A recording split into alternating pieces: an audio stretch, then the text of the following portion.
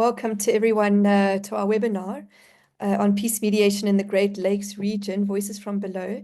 We're just going to give people another minute to join us before we formally get started. So please just give us another minute. Bienvenue à tous à ce webinaire sur la paix et la médiation dans l'Est du Congo démocratique. Nous allons laisser encore juste une minute pour que ceux qui sont un peu en retard nous rejoignent et puis nous allons commencer.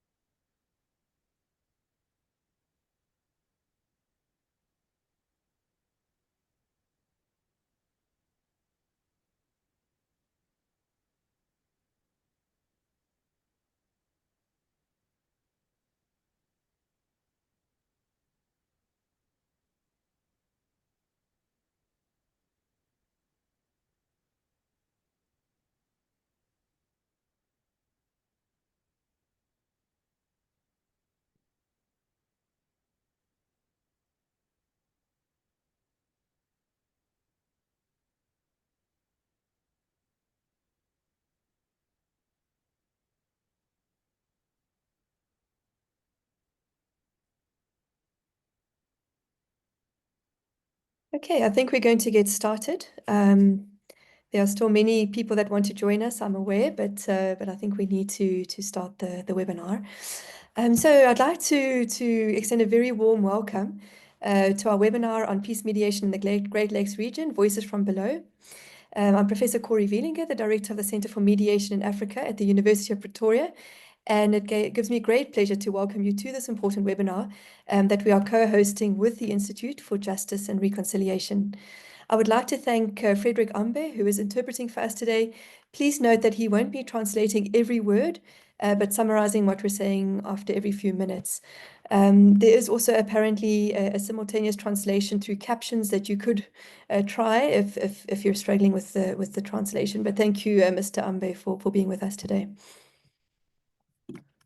Donc, nous allons commencer, même s'il y a des autres qui vont encore se rejoindre à nous. Je commence en me présentant. Je suis le prof Cori Wielenga de l'Université de Pretoria, de ce centre, et je vous accueille tous chaleureusement à cette webinaire qui est aussi co-organisé par l'Institut de la Justice et la Réconciliation. Je vous ai présenté l'interprète, mais aussi, il y a une option, il y a les captions qui sont traduites. Ça peut vous aider si vous ne parvenez pas.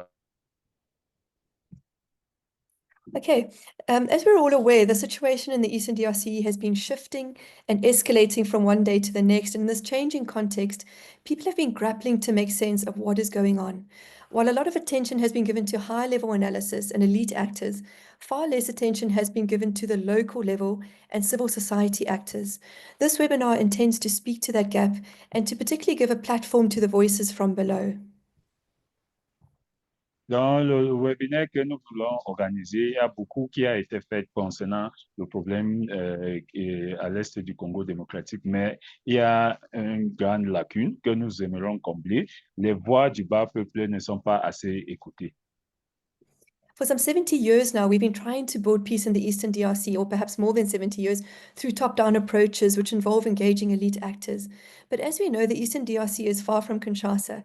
It operates according to its own dynamic, which crosses nation states. It involves citizens from multiple countries and a myriad of ethnic, political, and interest groups that operate according to a system of governance that is unique and specific to the Eastern DRC and the Great Lakes region more broadly.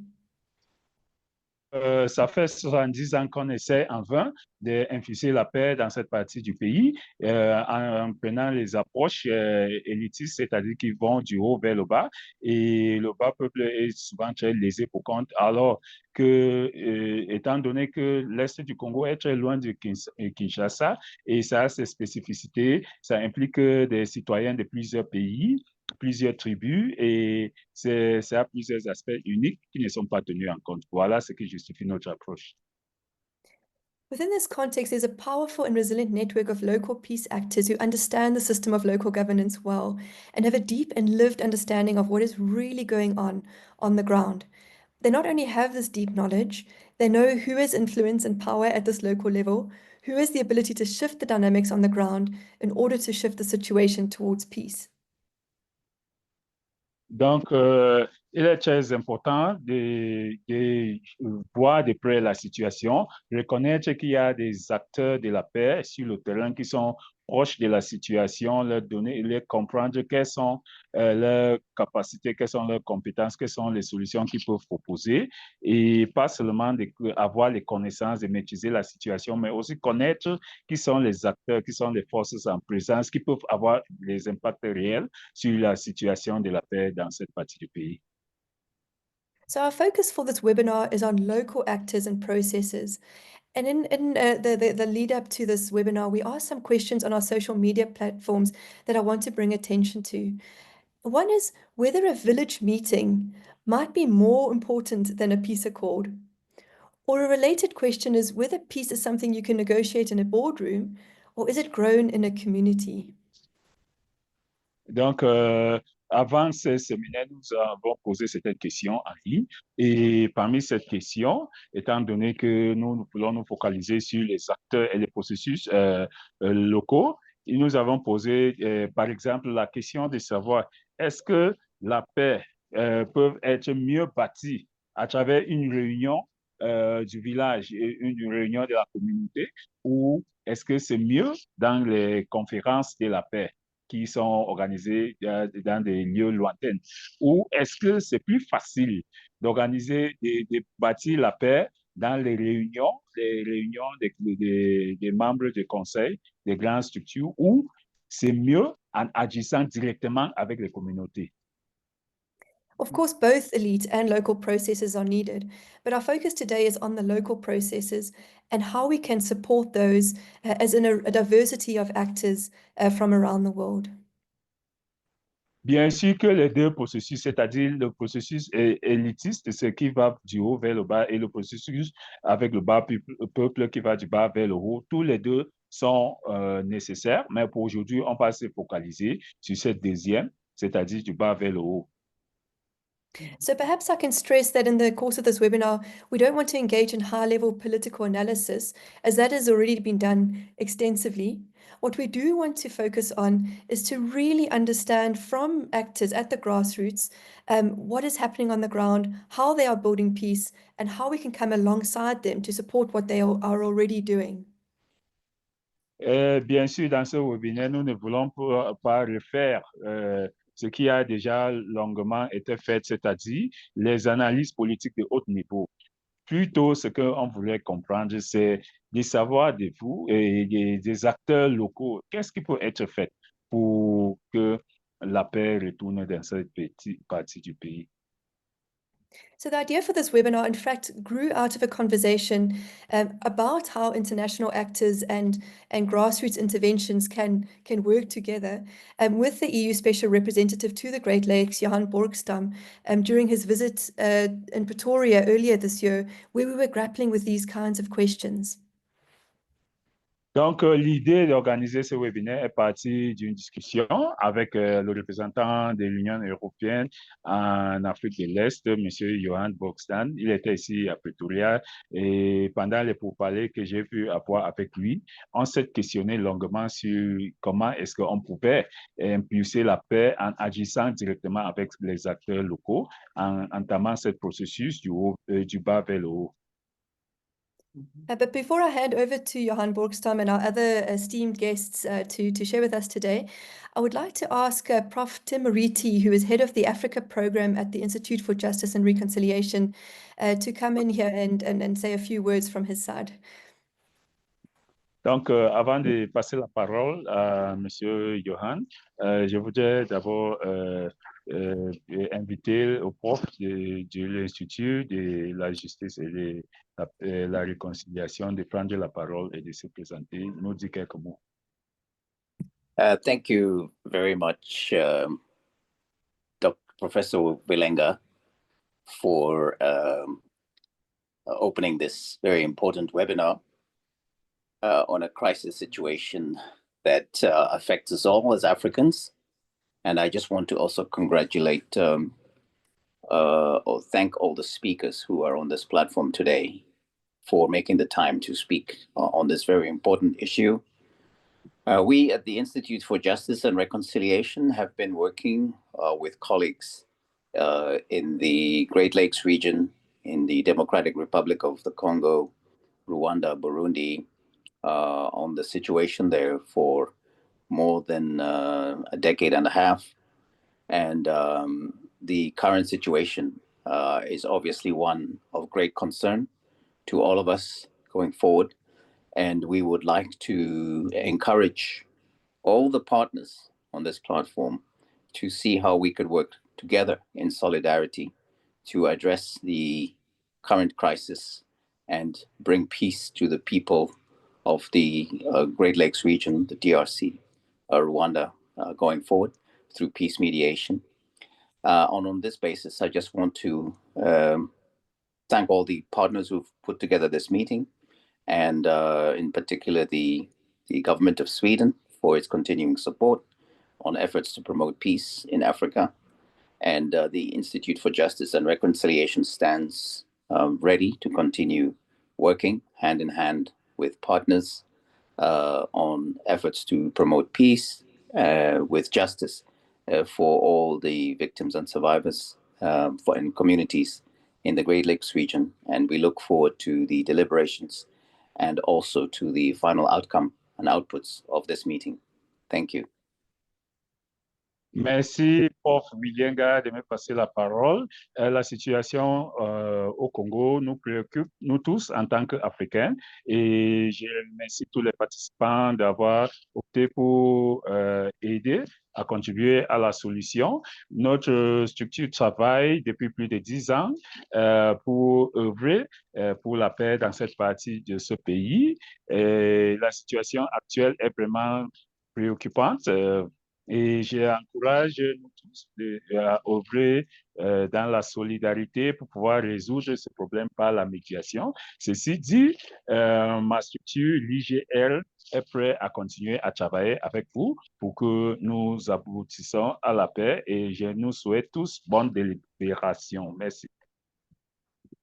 Thank you very much to Murithi, and we really are excited to be collaborating with the IGR on this webinar today.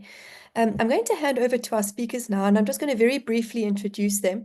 We're going to be starting with EU Special Representative Johan Borgstam, who will map the terrain of peace actors in the Great Lakes region and give us a sense of what's at stake in terms of building peace in this context.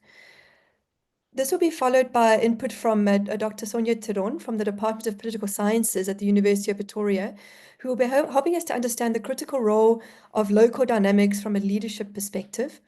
And then we're particularly excited to have with us Amedee Fikirini, who leads Life and Peace Institute in the Bukavu province of the DRC. Odile Mbila, who leads the Network for Organisational Innovation in the DRC, and Professor Isaac Mutondo, who is the Dean of the Faculty of Social Sciences at the Evangélique University in Bukavu. We're hoping that particularly Amedee, Odile, and Isaac will be giving us a very good sense of the peace work that is being done on the ground and how we can build on what is being done at the grassroots as external and international actors coming into the terrain.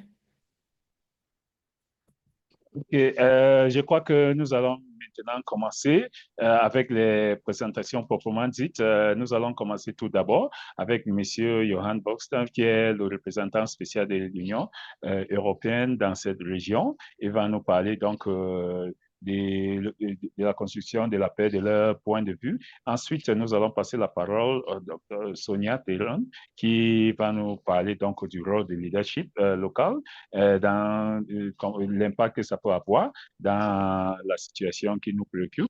Ensuite, nous allons passer la parole à M. Amedee, ensuite à Mme Bulabula, et ensuite au prof Isaac. Et vous allez nous brosser une idée, donc nous faire le portrait du travail de la paix au niveau local, le travail que vous-même vous bâtissez. Nous aimerions avoir une idée claire pour pouvoir aussi savoir comment est-ce qu'on peut prendre position à côté de vous pour travailler ensemble. Merci.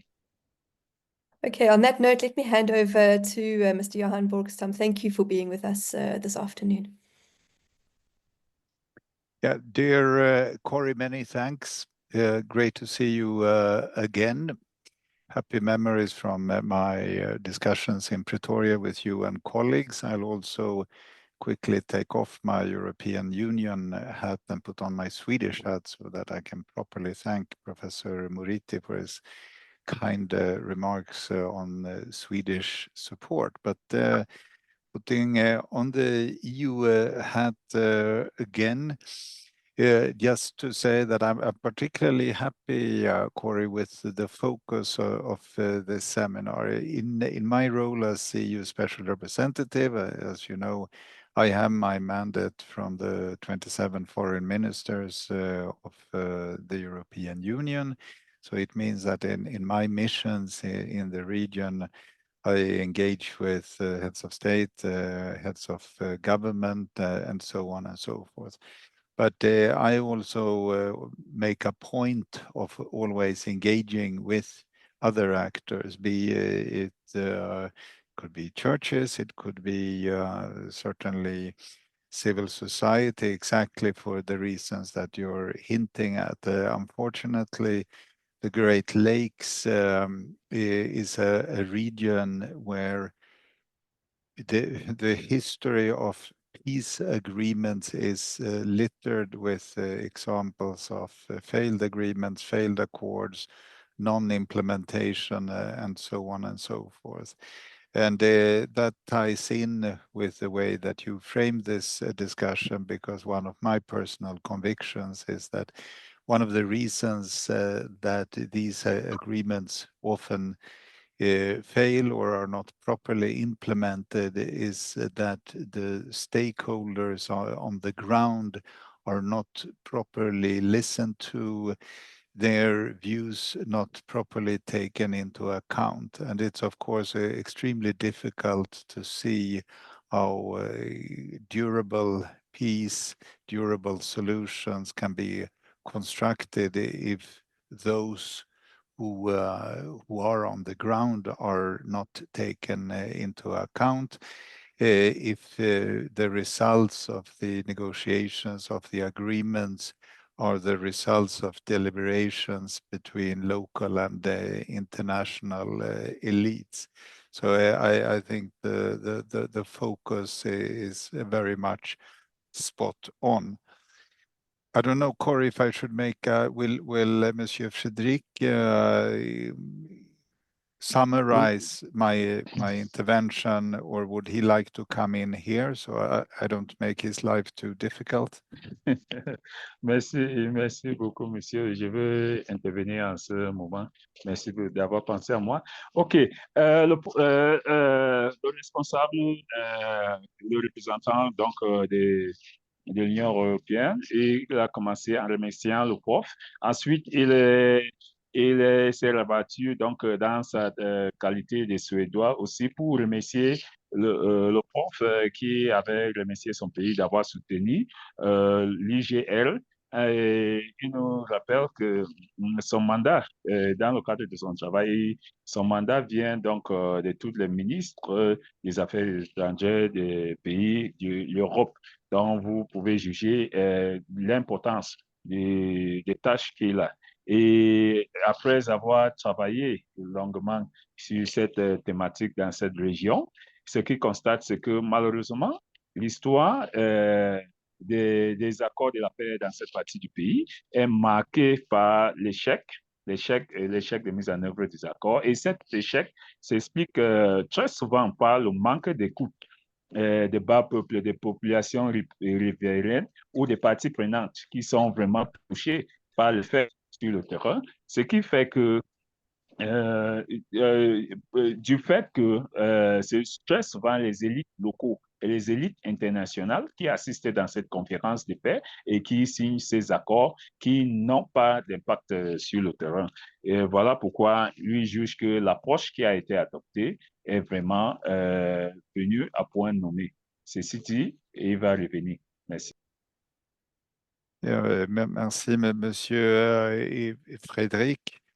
So when I look at the situation now, you will be aware of the fact that you had the so-called Nairobi peace process, which was focused on the inter-Congolese dimension of the conflict, including the different armed groups in Eastern DRC. Incidentally, we estimate that there are close to 200 armed groups active at the moment. But there was also the African Union mandated Luanda process focused on the negotiations between Rwanda and DRC. These have now been merged or fusioned by the EIC and SADC. So under the coordination of Togolese President Gnassingbé, 5 distinguished facilitators, including former President Kenyatta of Nairobi and former President Sahle-Work Zewde of Ethiopia, will all work together. And they are, of course, bringing a lot of experience and dedication to this process. But there are a multitude, a plethora of negotiation initiatives ongoing. You will also have seen, for example, that the Qatari government is also active. In this context, I would just like to say, to be very clear on that point, that from my side, from the side of the European Union, it's very clear in my mandate that I am not supposed to go to the countries of the region and present European solutions. Our focus is on supporting African solutions for African problems, regional African solutions to regional African problems. What we can do is to support what the regional African organizations put forward in terms of frameworks for negotiation, and we can support, and we do support also what grassroots organizations, certainly including Eastern DRC, are doing. And here, also as an example of what we're doing, you know that the humanitarian situation in Eastern DRC is extremely serious, not to say disastrous. So on the one hand, as the European Union, we contribute in terms of funding of organizations such as UNHCR to alleviate the suffering on the ground. But part of my mandate is also that when I engage with leaders in the region, I also pass messages related to the humanitarian situations. And that could, for example, include aspects such as humanitarian access, the creation of humanitarian corridors. I stop there to give Monsieur Federick a chance. Thank you very much, sir. Okay. Le monsieur nous revient donc sur la situation actuelle.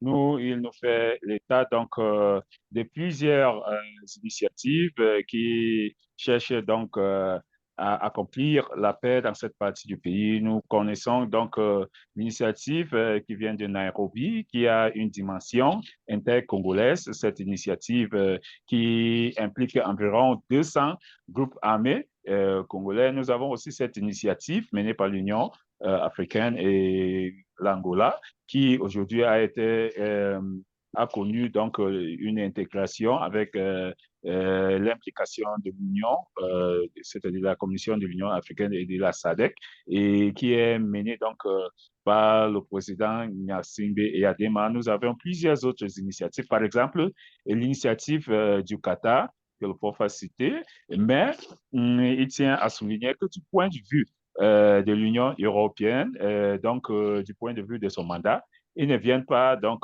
proposer des solutions qui sont propres à eux, les Européens. Et par contre, son mandat, c'est de soutenir les acteurs locaux et que ce soit donc les acteurs africains pour promouvoir les solutions africaines à des problèmes africains. Et ils soutiennent aussi bien les initiatives régionales, les initiatives aussi bien que les initiatives locales, je voudrais dire, et puis les organisations régionales et les initiatives du bas peuple. Maintenant, nous connaissons que la situation humanitaire actuelle est marquée par une forte précarité et l'Union européenne aide aussi à travers les organisations internationales, par exemple le Haut Commissariat pour les réfugiés. Ils aident aussi pour la mise en place des corridors humanitaires afin que l'aide atteigne les personnes qui sont le plus dans le besoin. Et il s'est arrêté pour que je vous fasse l'économie. Yeah, and in order to not make Professor Wielenga too upset with my timekeeping and let the other panelists contribute, just finally to note and that I'm very happy to come back and explain in the Q&A session more about what the European Union is doing on our positions and so on. For now, just to be very clear that we are, of course, condemn the ongoing offensive by the M23 rebel movement as supported by Rwanda. We are very clear, and I have also communicated that in the region to the key countries and their leaders, that as far as the European Union is concerned, Rwanda must withdraw its troops from Congolese territory and cease its support, direct and indirect, for the M23. But it's also, of course, important that the Congolese government ceases its support for the FDLR movement and other armed groups. And also, we are deeply concerned with what we see in terms of hate speech, xenophobia, ethno-politics, because that type of discourse, like anywhere in the world, has very grave and serious consequences on the grounds for the grassroots that Professor Wielenga started out referring to. And here I close my initial words. So many thanks, and also thanks to those who have joined us via the web. Pour couper court, afin de ne pas donc trop empiéter sur les limites temporelles attribuées aux uns aux autres, je voudrais donc m'arrêter ici tout en marquant ma disponibilité pour revenir. Continuer à vous expliquer, donner des amples informations sur l'approche de l'Union européenne dans cette situation. Mais c'est avant de remettre la parole, je voudrais souligner que nous, au niveau de l'Union européenne, nous condamnons l'offensive actuelle du mouvement M23 qui est soutenu par le Rwanda, et nous disons qu'il est obligatoire que le Rwanda retire son soutien à ce mouvement, mais aussi le gouvernement congolais doit aussi arrêter son soutien au FDLR. Et un dernier élément à souligner pour condamner, c'est la xénophobie, la promotion de la haine, et c'est tous ces nouveaux développements qui ne sont pas à contribuer à la paix. Ceci dit, je vais m'arrêter ici et à plus tard. Well, thank you, Johan, for being so time sensitive. And just to highlight there, what I was hearing Johan saying is that the EU's primary role is to come alongside or to support the work that regional organizations are doing, as well as what grassroots organizations are doing. And I think that's the important thing that we want to bring out in this webinar is not so much to focus on, an analysis of what is happening, because I think that's been done extensively, but to really focus on who is doing what in terms of building peace and what can we do constructively to grow the peace that is being built by particularly local and grassroots actors. And on that note, I would like to hand over to Dr. Sonja Theron. Thank you, Sonja, as soon as Mr. Ambe has had his chance.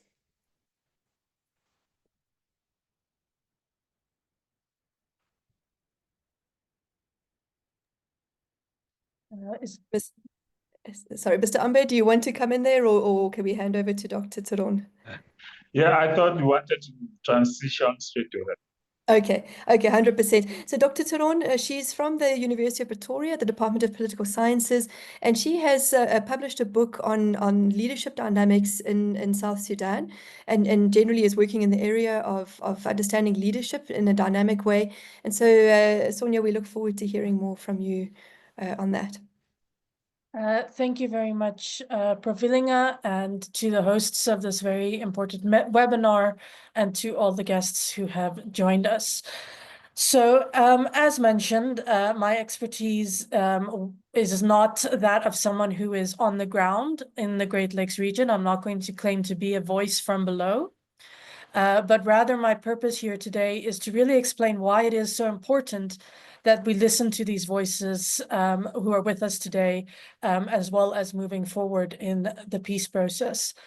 And I want to do that by referring back to a scholar who many years ago, Peter Ekeh, spoke about two publics in the African state, in the sense that we have both a private and a public sphere. And he said that there is in the African state a primordial public and a civic public. The primordial public is the moral public, the traditional public that provides individuals with a sense of identity, security, and responsibility, normally manifesting in the form of ethnic groups or other communal groups. Then we have the civic public, which is the state, the African state. He characterized this as amoral, very transactional, and this is basically the bureaucracy, the bureaucracy of the state, the positions and the executive of the state. And why I bring that up is that in this characterization, he shows a very important facet of the African state which influences war. And that is that the relationship between the state and society is fractured.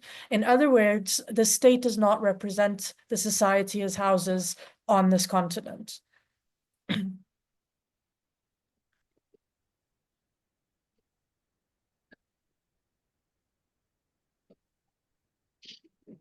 Go ahead, Mr. Ambe. OK. Donc, nous avons commencé en comprenant la compétence de Madame. Elle est donc une experte sur le leadership. Elle a publié un livre sur le leadership au Sud-Soudan et elle nous explique qu'elle n'est pas ici en tant qu'un acteur de la paix locale, mais son rôle ici est de nous expliquer l'importance de cette approche. Et pour nous faire cela, elle nous prend donc, elle nous aide à tirer l'inspiration des écrits de cette savante qui a expliqué qu'il y a deux publics dans un État africain. Il y a d'abord le public moral, c'est-à-dire les différents tribus, les différentes communautés.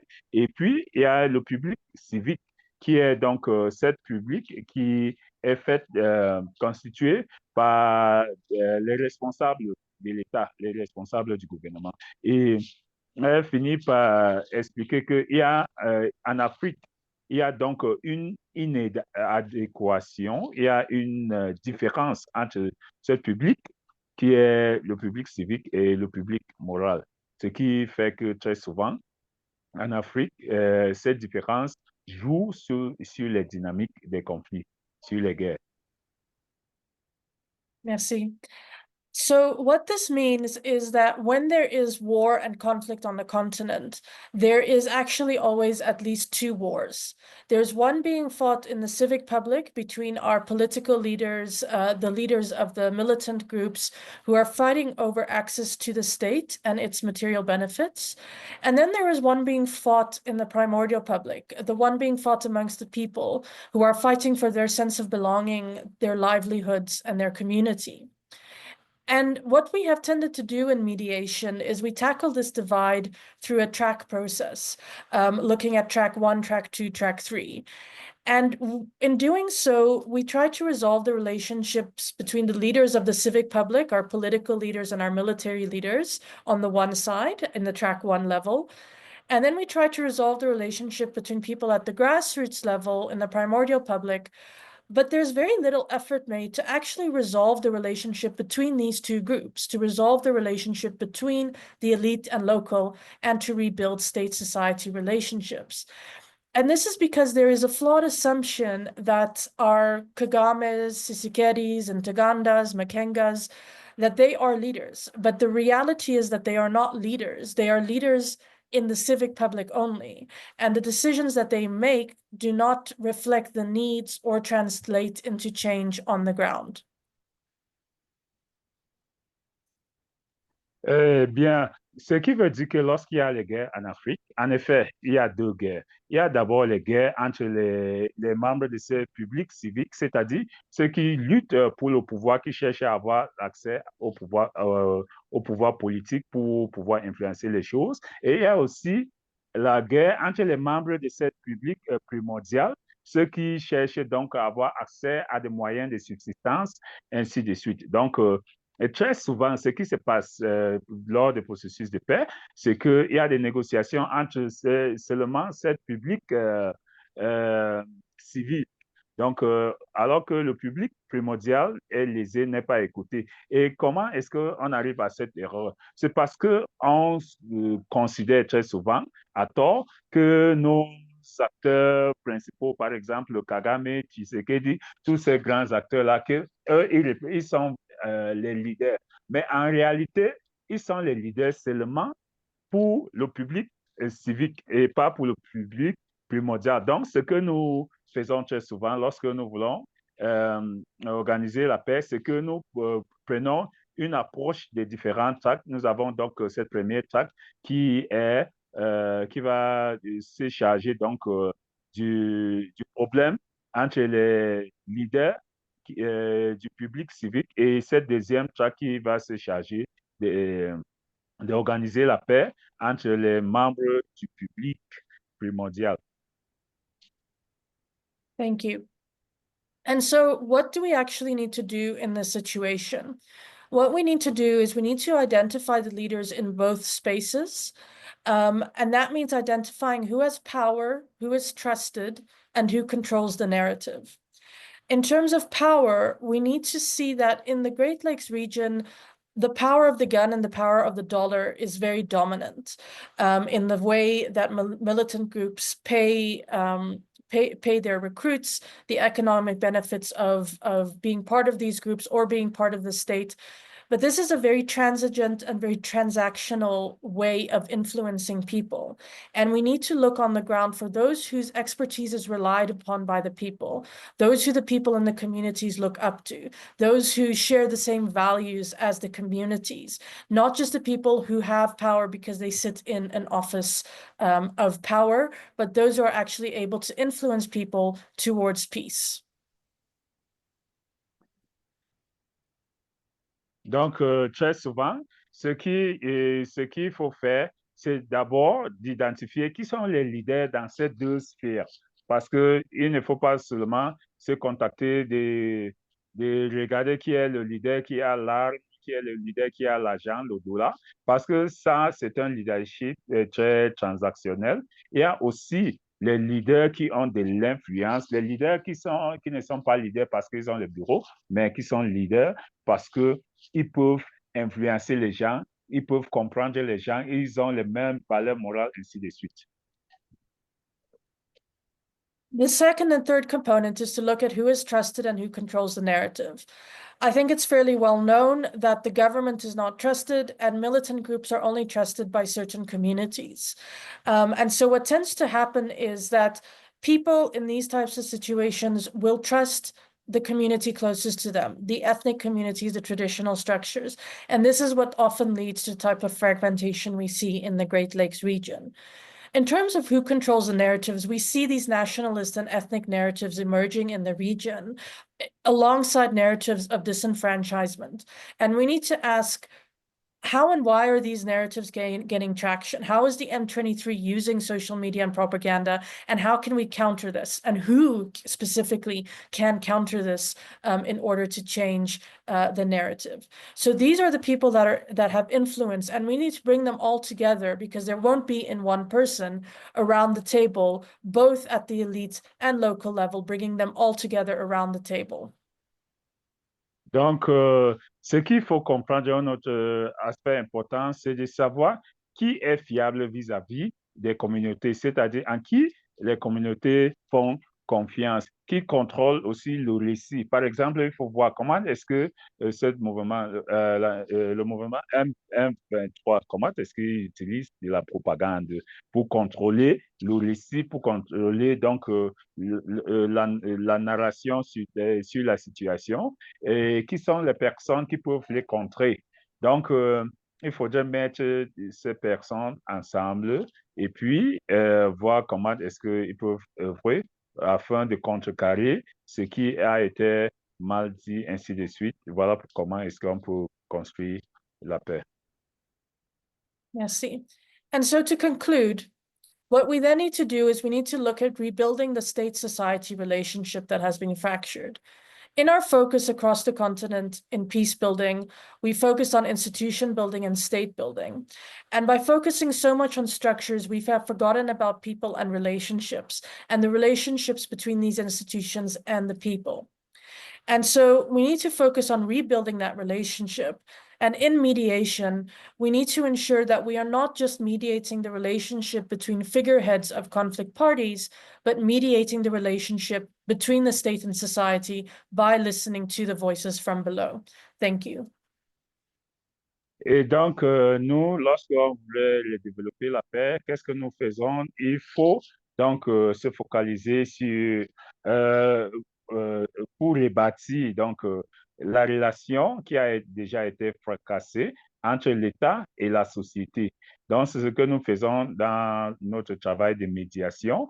Nous ne faisons pas une médiation juste entre des personnes qui représentent les deux groupes, mais qui n'ont pas d'impact réel.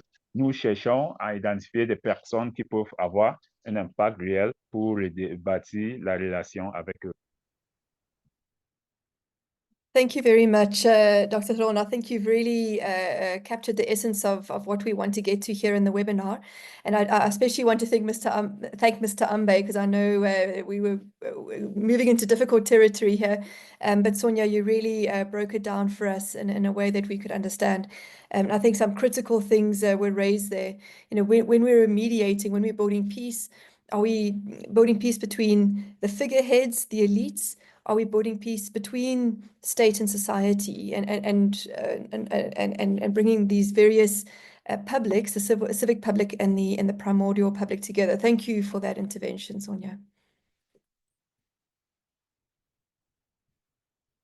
Okay, so then the next person we'd like to hear from is someone who is on the ground at the grassroots and is building peace. And Amedee, we're so excited to hear more about what it is, what is the work that you're actually doing, and how do you see external actors, international actors, people from the region and the world coming alongside you to support the kind of work that you're doing. Please go ahead. Thank you very much. Ok, Thank nous you. allons écouter quelqu'un qui travaille sur le terrain, qui travaille avec le bas peuple de manière quotidienne. Et Monsieur Amedee, ça sera avec plaisir qu'on va vous écouter. Vous pouvez prendre la parole et nous dire comment est-ce que les acteurs internationaux œuvrent auprès de vous pour vraiment soutenir cette initiative locale de la paix. Merci beaucoup pour la parole et merci pour cette opportunité que nous avons d'échanger avec tous les participants à ce webinaire. Comme cela a été dit, je suis Amedee Fikirini, je suis le directeur pays de Life and Peace Institute, une organisation de consolidation de la paix qui œuvre à l'est de la RDC depuis plusieurs années. Je représente aussi la communauté de pratique sur le peace building, qui est un réseau d'organisations nationales et internationales de consolidation de la paix et de stabilisation à l'est de la RDC. C'est donc à ce titre que je voudrais donner notre analyse sur la situation actuelle à l'est de la RDC et comment nous, en tant qu'organisation, nous essayons de nous adapter par rapport à la crise actuelle et qu'est-ce que nous faisons actuellement. Comme cela a déjà été dit, la crise à l'est de la RDC, peut-être vous pouvez traduire d'abord. Federick? Yes, first of all, I'm grateful for the opportunity that has been given to me. I have been working for several years. I'm a leader of my organization for this part of the country, and I will happily entertain you on how we try to adapt to the situation on the ground and how we try to develop peace. Donc, sur le plan du contexte, comme cela a déjà été dit, hein, depuis plusieurs années, on sait que la région des Grands Lacs est confrontée à cette situation de conflit qui a embrasé toute la région, mais qui a son point culminant à l'est de la RDC, principalement dans les provinces du Nord, Sud Kivu et de l'Ituri. Et c'est là où nous focalisons beaucoup plus nos interventions en ce moment.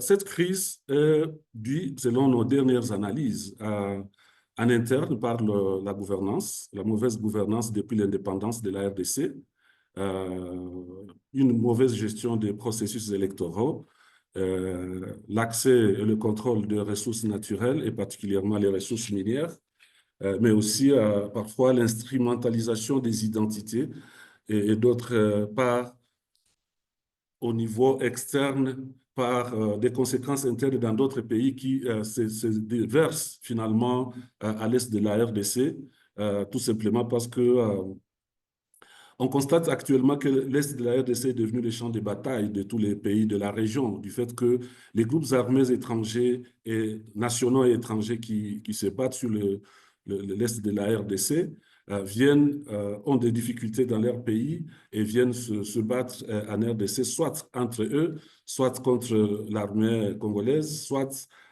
contre les groupes armés congolais.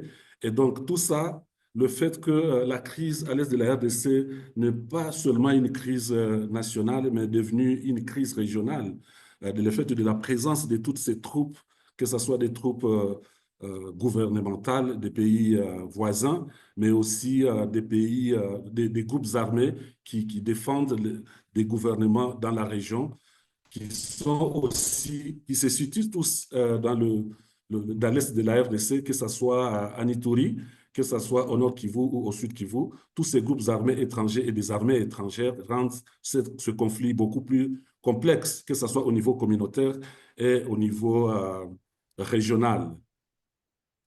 Over to you, Federick. Yes, so I want to just look briefly at the context, as it has been said.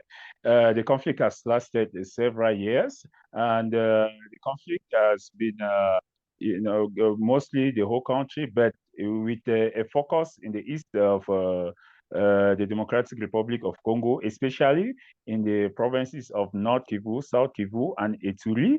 And what I can say is that this conflict results from bad governance, poor electoral management, and injustice in access to resources, and also from the manipulation of identities. And both local and international armed groups are involved. Some people leave from other countries to come and fight, either fight with each other or fight with against the state army, and so on. So this has had the effect of causing a very complicated conflict complicated both at the level of the society within the communities and also at the level, international level. Oui.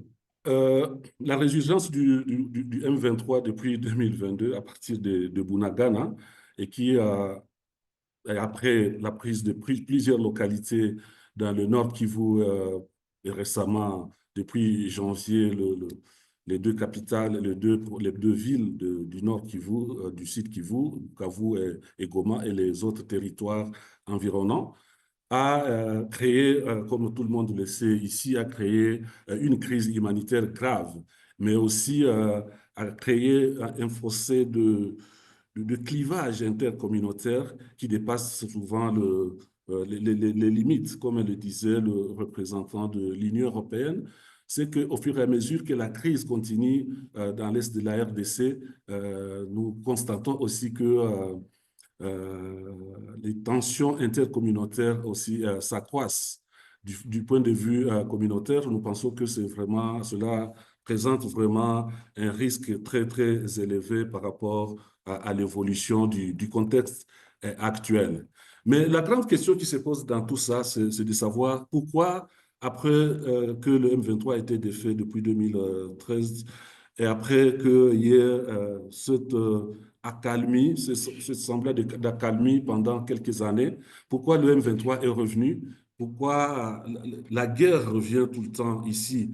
Un chercheur venait de nous dire il y a quelques semaines qu'il a fait un petit calcul. Le prof Claude Iguma nous disait qu'il constate que chaque 4,5 années, chaque 4 années et demie, il y a une crise qui s'abat sur l'est de la RDC depuis plus de 30 ans. Et la grande question qui se pose, effectivement, c'est de savoir pourquoi ces crises reviennent.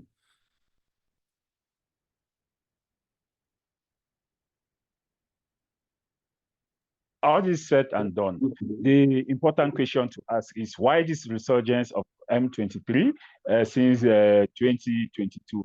We know that recently they have seized the two provincial capitals, the capital of North Kivu and the capital of South Kivu, and the consequences and the regions around, and the consequence has been a serious humanitarian crisis and also has worsened community tensions, which has created a very volatile situation. So we want to know why this resurgence, and for an answer, we can inspire ourselves from the teachings of Professor Claude Iguma, who posits that every 5 years, there is a crisis. Therefore, there is a 5-year cycle for crisis there in the region. Oui, et cela, vous commencez à partir des années 96 où il y a l'AFDEL qui entre, et puis en 98, il y a le RCD qui revient, l'AFDEL qui se transforme un peu en RCD, après sur le CNDP qui revient en 2003-2004, et puis il y a le M23 en 2009, encore en 2023-22, c'est le M23 qui revient. Donc, on s'est dit que c'est devenu un cycle de violence et qui devrait trouver une solution beaucoup plus diversifiée et non pas seulement toucher un seul point pour résoudre la crise. So, ce que nous essayons... having cited a few examples, to demonstrate that there is this 5-year cycle, it is clear that the solution cannot be a one-size-fits-all. There are several aspects. So there's no silver bullet. There are several aspects that have to be touched before the conflicts can be resolved. Donc, on s'est dit que plusieurs efforts d'ailleurs ont été mis en place depuis toute cette crise. Depuis que la crise a commencé depuis plus de 20 ans, il y a plusieurs solutions qui ont essayé de répondre à ces différentes crises, à ce cycle de crise, notamment le procès de Sun City, la conférence de Goma, plusieurs autres processus, l'accord d'Addis Abeba, plusieurs autres processus qui se sont suivis. Et comme le disait Johan, il y a aussi ce processus de Nairobi et de Luanda qui ont été menés. Mais on s'est dit pourquoi, avec tous ces efforts, combinés avec les interventions sur le terrain des ONG nationales, internationales des Nations Unies, pourquoi, après tous ces efforts, la crise n'arrive pas à être stoppée?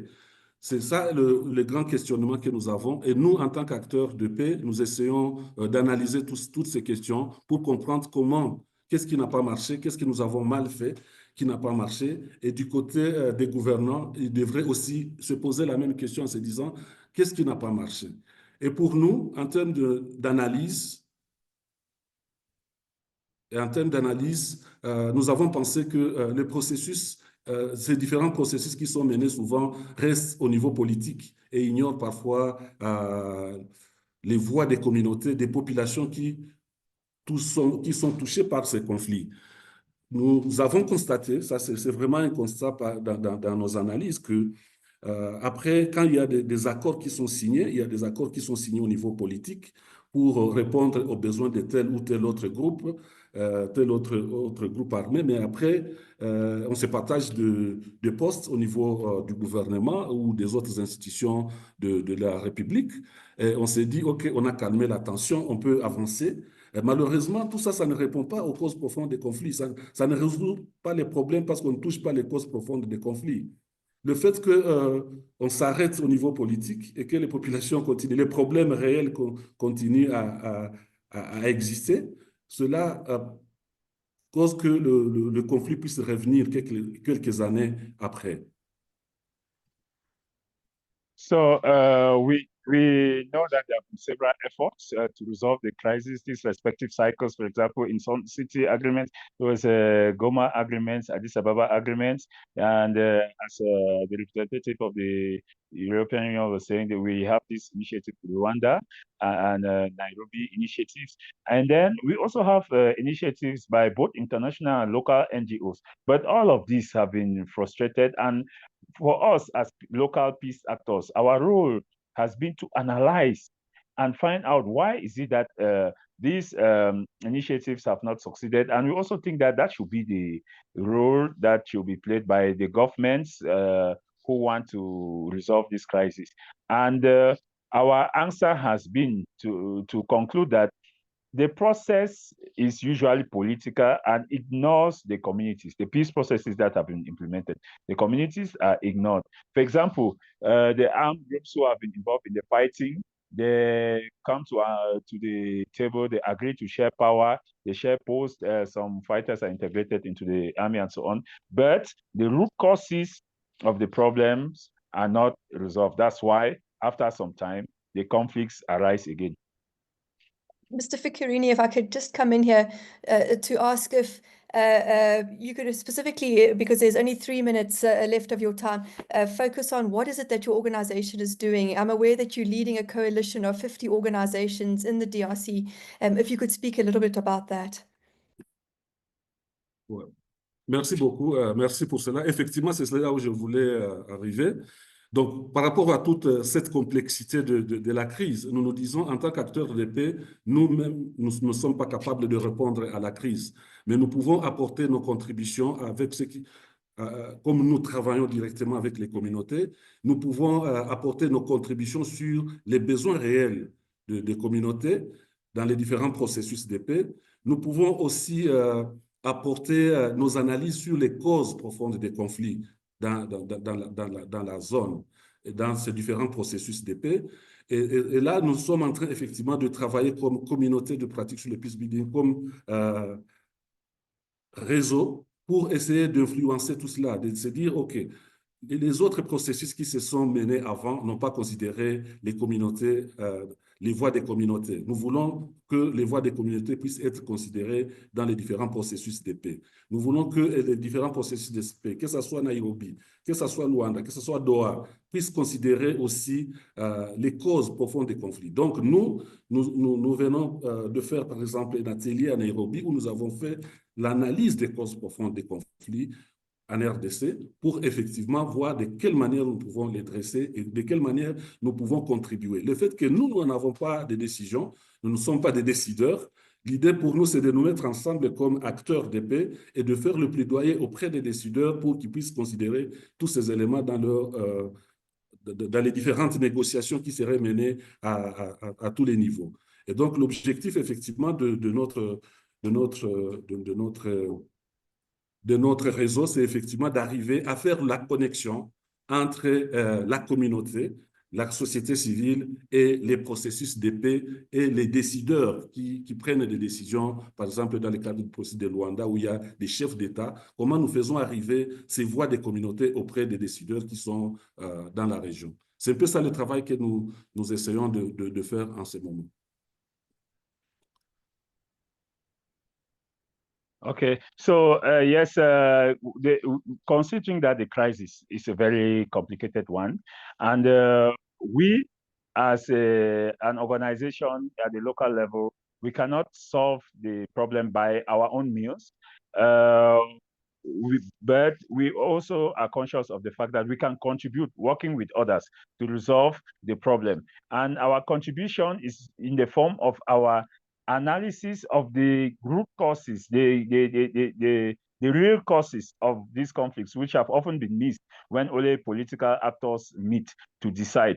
And that's why we created this network. The network, the coalition that we have is aimed at giving voice to communities so that they can be listened to in these peace processes. For example, I'm just coming from Nairobi, and in Nairobi, what we did was to present an analysis of the root causes, of the real causes of conflicts, so that it can be integrated into a peace process.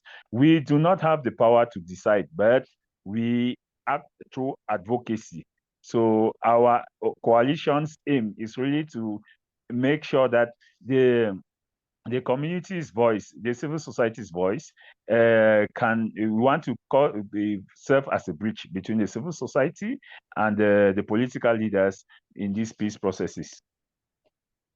Et le dernier élément, parce que je pense que mon temps est passé, est fini, le dernier élément sur lequel nous travaillons actuellement, c'est de lutter contre les discours de haine et la désinformation.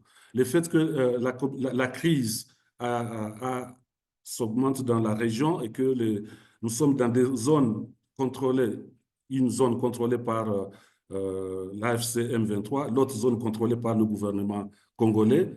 Nous sentons que ça soit dans les deux côtés, nous sentons que le discours de haine et les tensions intercommunautaires continuent de s'accroître. Et donc, nous voulons travailler avec la communauté aussi pour sensibiliser les communautés, travailler, renforcer les structures de paix que nous avons créées depuis toutes ces années pour qu'elles puissent continuer à sensibiliser la population pour diminuer les discours de haine et renforcer la cohésion sociale au sein des communautés.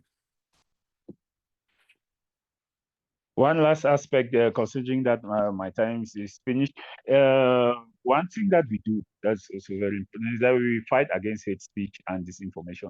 Considering that the area we serve is an area controlled by two respective forces, M23 on one side and the Congolese government forces on the other side, and that community interethnic community tensions have become very rife. What we do is we try to use the peace networks that we have developed over the years at local level to try to diffuse the tension.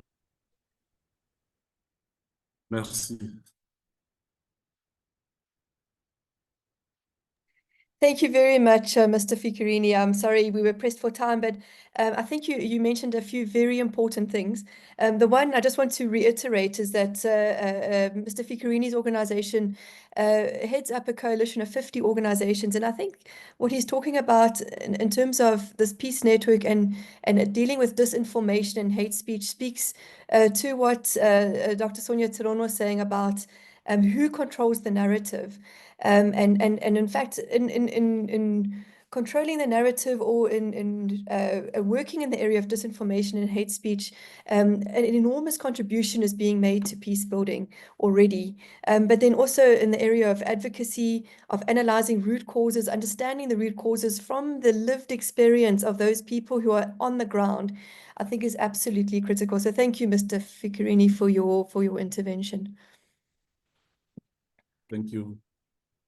Donc, Prof, voudrais souligner le fait que vous menez un réseau de 50 organisations et ce que vous venez d'expliquer, c'est comme le travail que vous faites pour influencer sur la promotion de la haine, ainsi de suite, touche à ce que le prof Sonja disait tantôt, c'est-à-dire comprendre qui sont les acteurs réels, qui ont le pouvoir, l'influence, la capacité d'impacter la situation réelle, les causes réelles sur le terrain. Donc, c'est pour ça que je voudrais saluer donc, votre activité et votre intervention. Okay, and then let's move on to Odile. Odile, I'm not sure you have a different name on the screen than on the poster, but we really would like to hear from you as well in terms of what is the work that you've been doing at the grassroots, and what can we learn from you in terms of your experiences on the ground?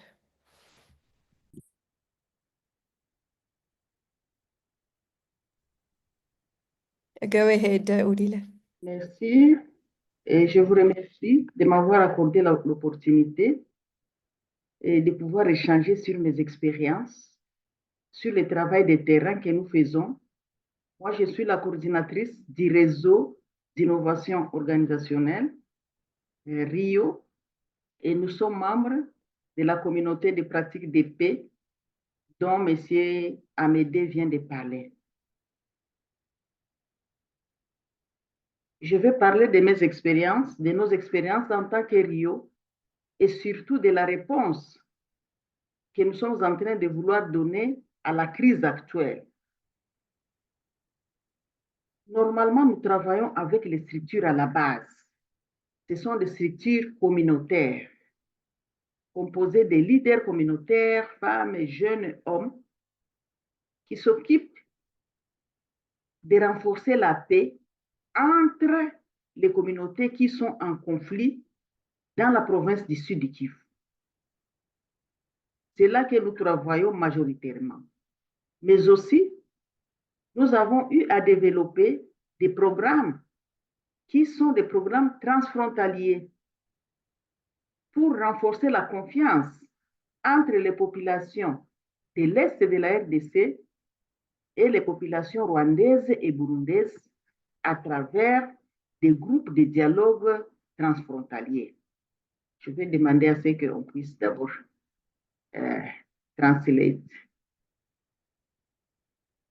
Federick? Yes, madam. Thank you very much for the opportunity to talk about the work that I'm doing on the grassroots. I'm a coordinator of a network called RIO, and we are a member of the coalition of which Mr. Amedee was talking about. And our work is indeed at community level. We try to work with women, youths, and men who are leaders at the community level.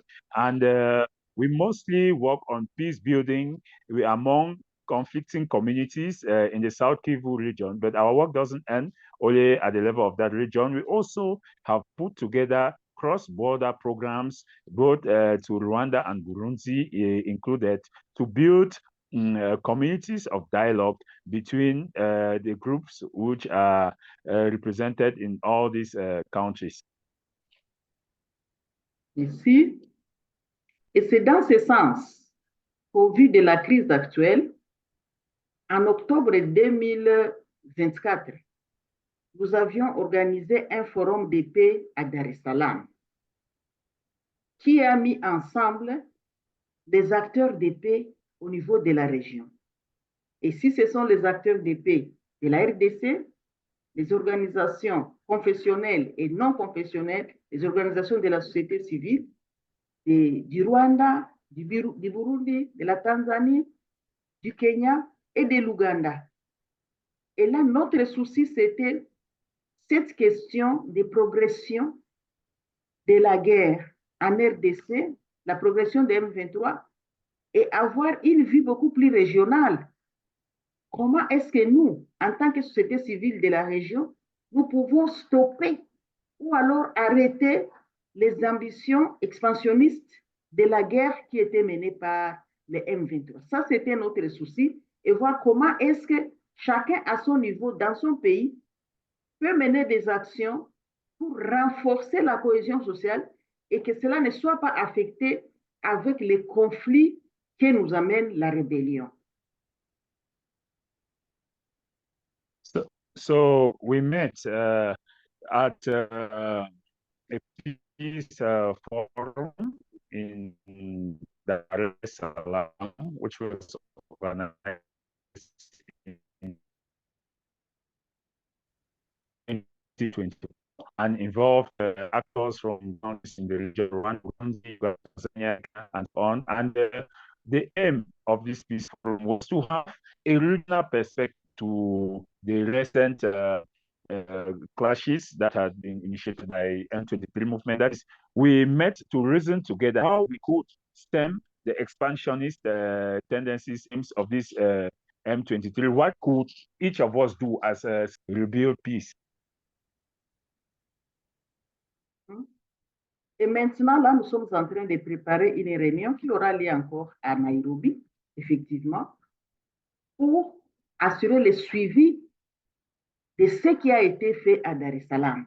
Parce qu'il y a de nouvelles choses qui sont entrées en jeu. C'est notamment la prise de Goma, la prise de Bukavu. Et donc, certainement, il y a maintenant une zone importante d'influence du M23 par rapport à octobre.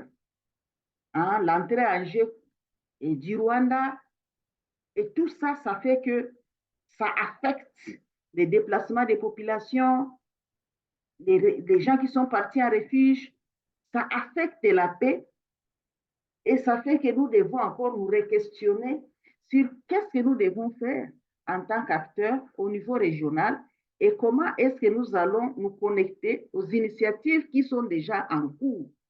C'est notamment ces initiatives de Nairobi où nous, en tant qu'acteurs de la société civile, on n'a pas été impliqués. C'était vraiment une initiative des groupes armés. Les initiatives de Luanda, l'initiative de Luanda, c'était aussi une initiative très politisée. Moi, je reconnais avoir été à Luanda dans le cadre de vouloir de faire une pression en tant que femme de la région. On a été avec d'autres femmes de la région, de l'Union africaine, pour essayer de faire pression qu'on trouve un accord entre le Rwanda et la RDC et pour que cessent les conflits. C'était seulement ça.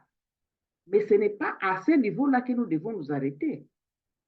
Ce n'est pas à ce niveau. Et donc, comment est-ce que nous allons nous approprier maintenant de nouveaux éléments, dont notamment la fusion du processus de Nairobi et de Luanda? Il y a l'initiative SCC, Stenko, qui est en train de prendre de l'ampleur. Comment est-ce que nous allons nous l'approprier au lieu de faire des démarches parallèles et que nous puissions travailler en commun accord, ensemble, pour être beaucoup plus efficaces par rapport à cette question de la paix. Doha, on ne maîtrise pas beaucoup d'enjeux. Nous, en tant qu'acteurs de la société civile, vraiment, nous ne maîtrisons pas beaucoup d'enjeux. Doha est tombé comme c'était les cheveux dans la soupe. Et il y a encore des dynamiques. Comment est-ce que nous allons faire toutes ces dynamiques et que, comme disait Amedee, que ça ne soit pas seulement arrivé à une paix froide, mais plutôt arriver à une paix durable où les causes profondes du conflit en RDC sont adressées, où la question de la paix au niveau régional est aussi adressée. Okay. Oui. So we are preparing to meet in Nairobi again to follow up on the resolutions from Dar es Salaam because the situation on the ground has changed since M23 has expanded further, captured new territories, and this has caused worsening crisis. More people have been displaced internally, more people have become refugees, and all peace processes have been affected. So we are trying to meet again in Nairobi to see how can we appropriate ongoing initiatives. That is what role we can play in ongoing initiatives. How can we be involved? It is true that the Nairobi initiative had come and gone. We were not really involved. And then there has also been the Rwanda initiative, which was a highly political initiative, but I was there. I went there as a women's representative. I worked together with several other women. We tried to influence the process, but it is very important that these upcoming initiatives, we should meet in Nairobi and see how we can discuss the role we are going to participate in these upcoming initiatives that arise from nowhere. For example, Doha, was that such an initiative that appeared suddenly, and we were not able to participate and influence it. So we have to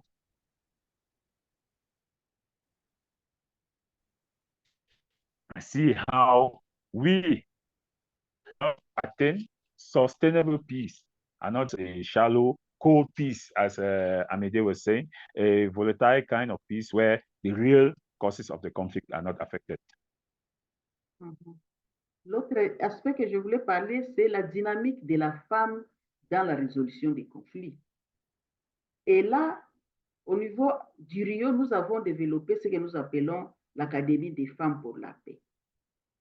Cet espace vise à renforcer les capacités des femmes pour que les femmes soient capables à participer à des processus, que cela soit au niveau local, au niveau national, au niveau régional.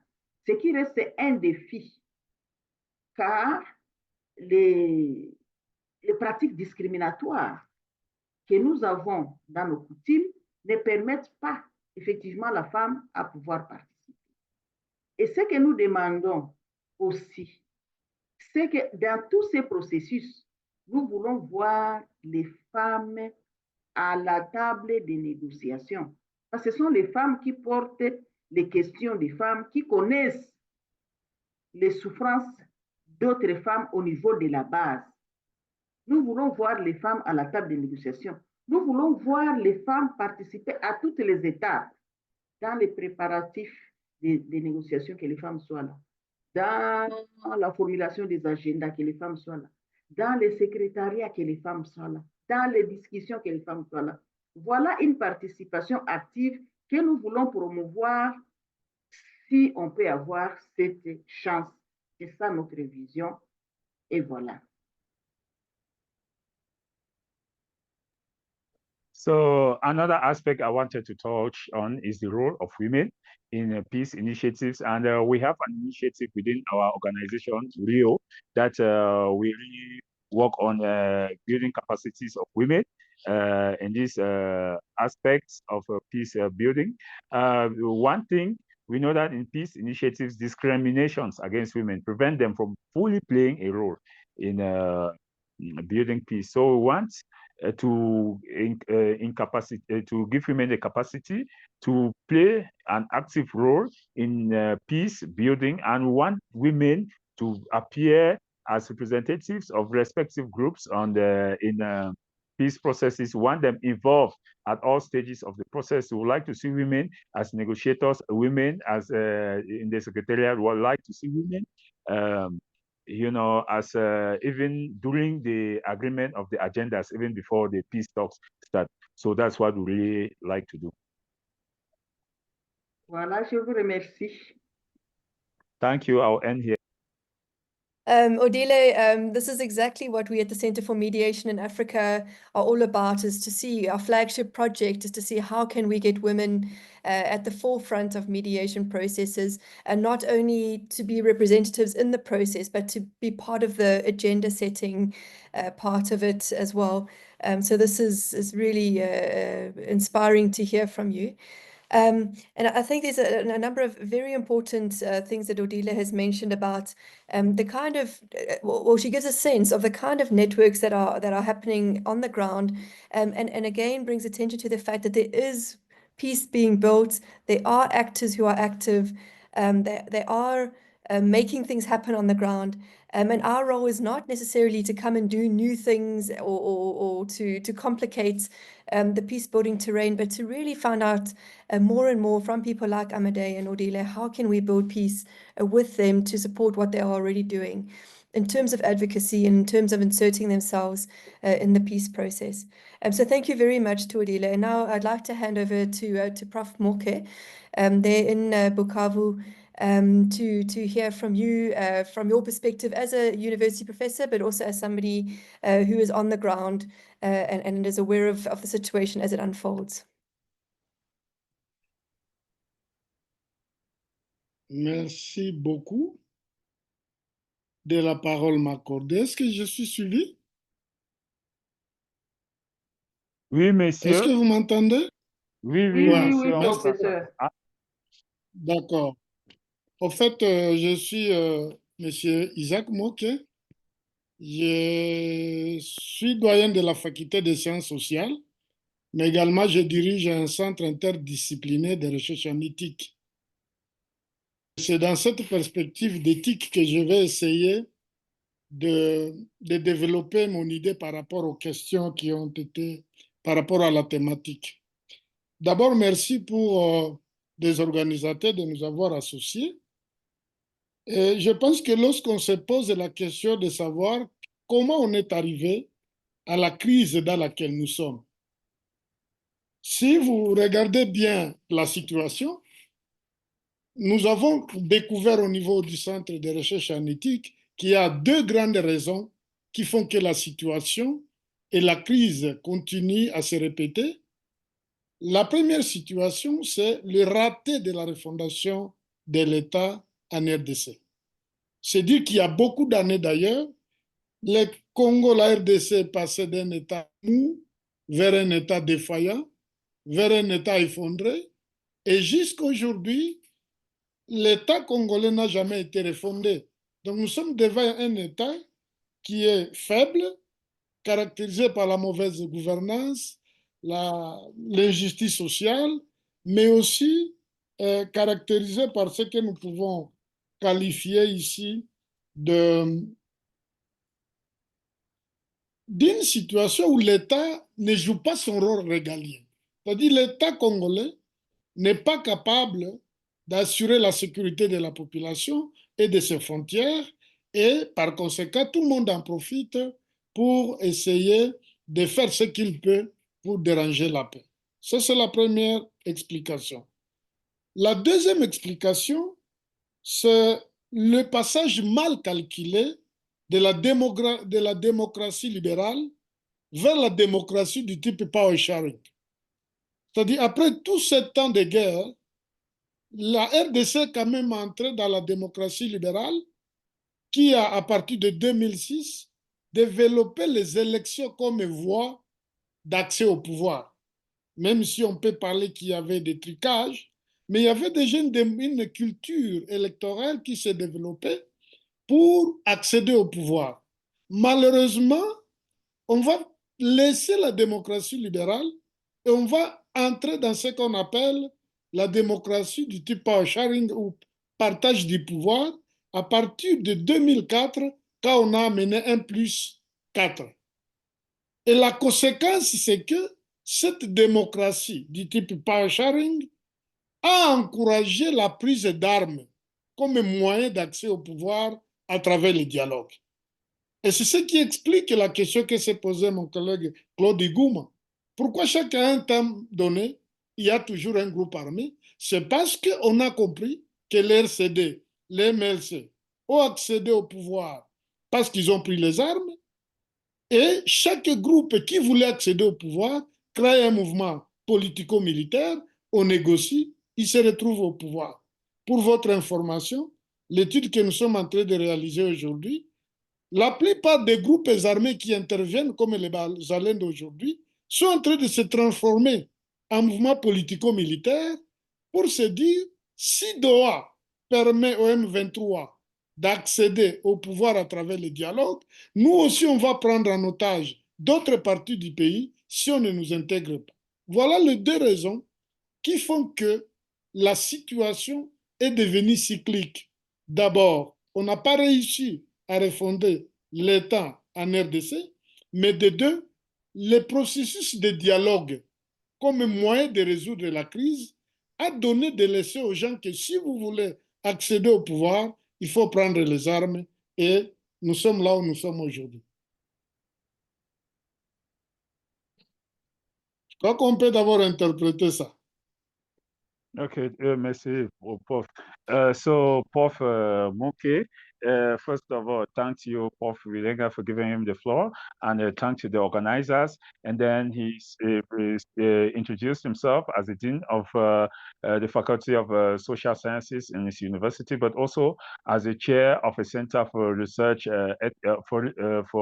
Research on Ethics. And then based on the work of this center, they have found that the cyclical nature of the conflicts in the country have two main causes. The first cause is related to the failure of reformation of or reformulation of the Congolese state. Therefore, it has remained a failed state or even a collapsed state, which is characterized by bad governance and social injustice, even going to the extent that the Congolese state cannot assure its own security, the security of its citizens or its borders.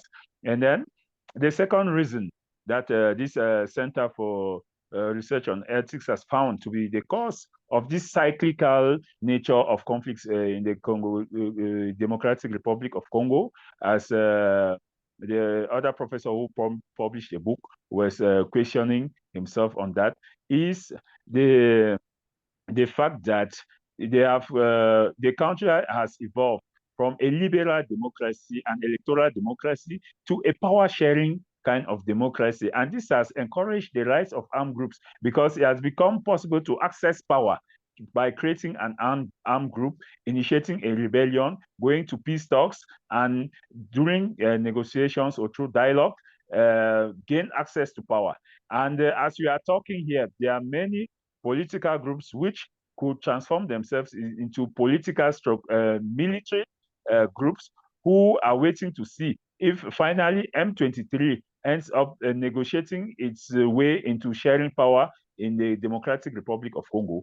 Other political groups will also initiate conflicts in order to, provoke negotiations or peace talks where they can also go and negotiate their own access to power. So the prof stopped for me to interpret, and therefore we can continue. Over. Alors, la deuxième question, c'est de dire pourquoi ça ne marche pas. Beaucoup d'efforts, beaucoup de dialogues, beaucoup de médiation. Je crois qu'il y a deux niveaux d'explication. Le premier niveau, ce sont les approches utilisées. La première approche, c'est l'approche des politiques qui prend la perception pour les politiques et les gens qui ont le pouvoir. Pour eux, la paix, c'est un processus. Donc, ils peuvent prendre tout le temps qu'ils veulent pour avoir la paix.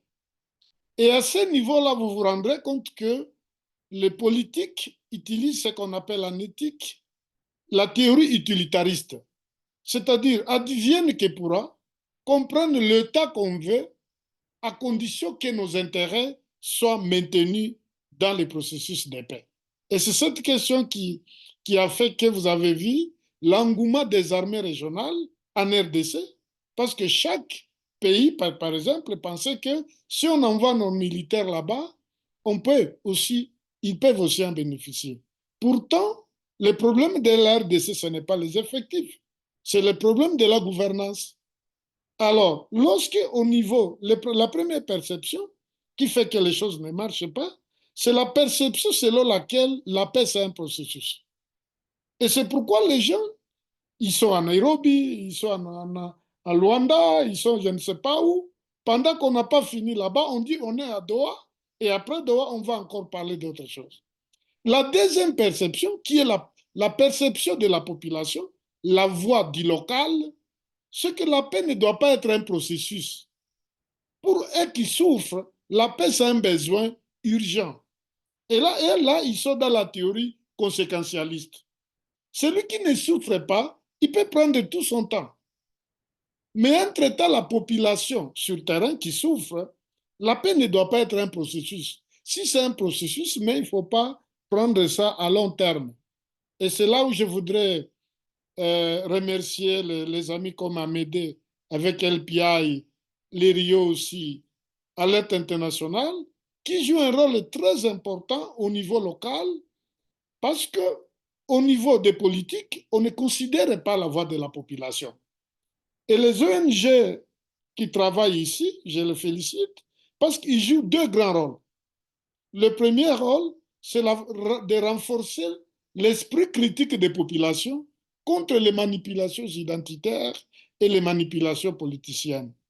Le deuxième rôle, c'est de renforcer les capacités de résilience communautaire et de la population pour permettre à la population de survivre en dépit de la crise en attendant que ceux qui font de la paix un processus puissent trouver des accords. Et donc, si on n'arrive pas à concilier la perception de la paix entre les politiques et la population, je crois qu'il n'y a pas vraiment beaucoup de chances d'une stabilité à long terme.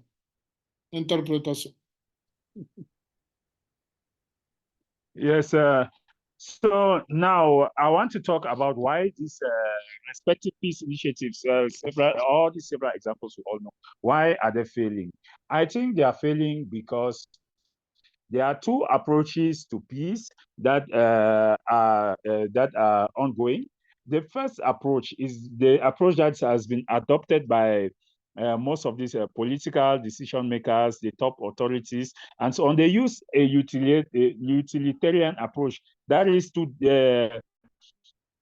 for them, they want the peace agreements to maintain, to defend their interests. So peace then becomes a process, a negotiation, and therefore this perception of peace as a process, what it does is it encourages many people, to create peace processes and try to negotiate concessions for themselves to gain positions. But the other approach to peace, that's the approach of the local population, those who are really facing the consequence of the public on the ground.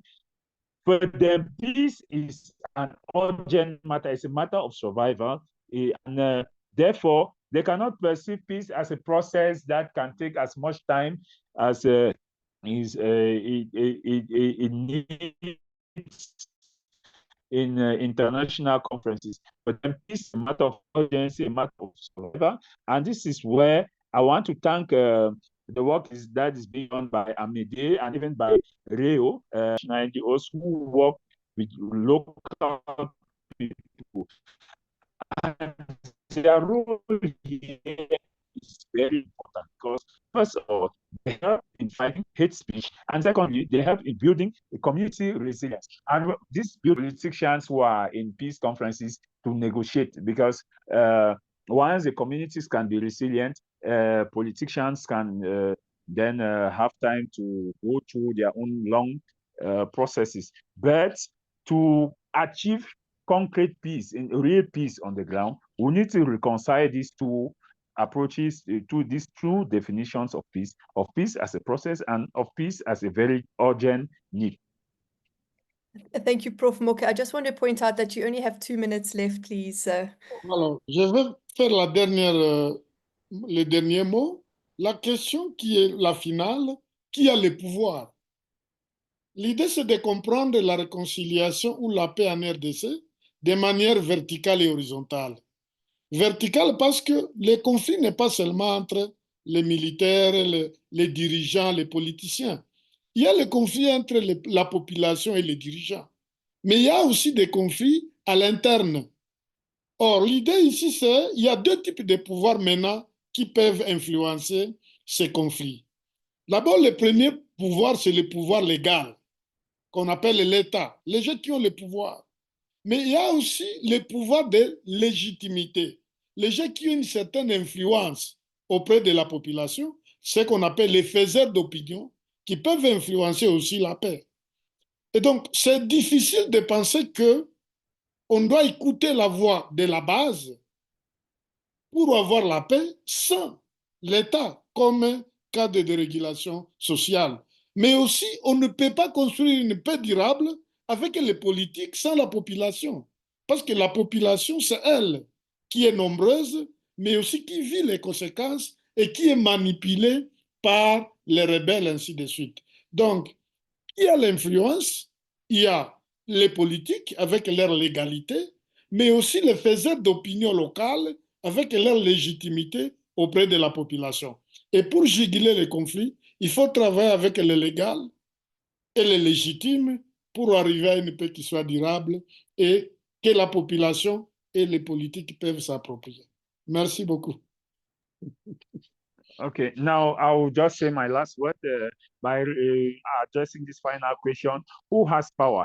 And this question leads us to understand that there are both vertical and horizontal dynamics in this situation, because it's not only the political groups that are fighting, there are also conflicts both internally within the respective communities. And when it comes to power, to who has power and influence, who can influence the peace processes, who can help to achieve peace, we know that there is, first of all, the legal power, which is the power of the state. And then also there is this other subtle power, which is the power of legitimacy, the power of influence. And neither one can achieve peace without the other. Therefore, to be able to achieve sustainable peace, it will be necessary that the two work hand in hand. Over. So thank you very much, Prof Moke, for bringing some of those things to our attention. You know, peace is survival, I think, is a very important thing that we need to stay with. And I, on that note, want to also really acknowledge what the day-to-day realities of our colleagues in the Eastern DRC must be like, compared to, you know, the relative peace and comfort that we enjoy in other parts of the world. And we really want to emphasize that we are, you know, we are aware of the fact, for example, that in Amedee's coalition, there are many people who are no longer even in the Eastern DRC, but had to flee to other countries, and that we are talking here about peace as survival. People are at that level of, you know, where it's at life and death. And I think we need to just hold that as we unpack things during this webinar. And stand in solidarity with peace builders and peace activists there in the Eastern DRC and in the Great Lakes region. But I also think the other important thing that Prof Moke mentioned was the difference of vertical and horizontal power, and to keep asking these questions: who holds legitimacy and who has influence? So thank you for these things that for us to reflect on, Prof Moke. I just want to ask at this point, if Prof Murithi or Patrick Hajayandi from the IJR want to come in here.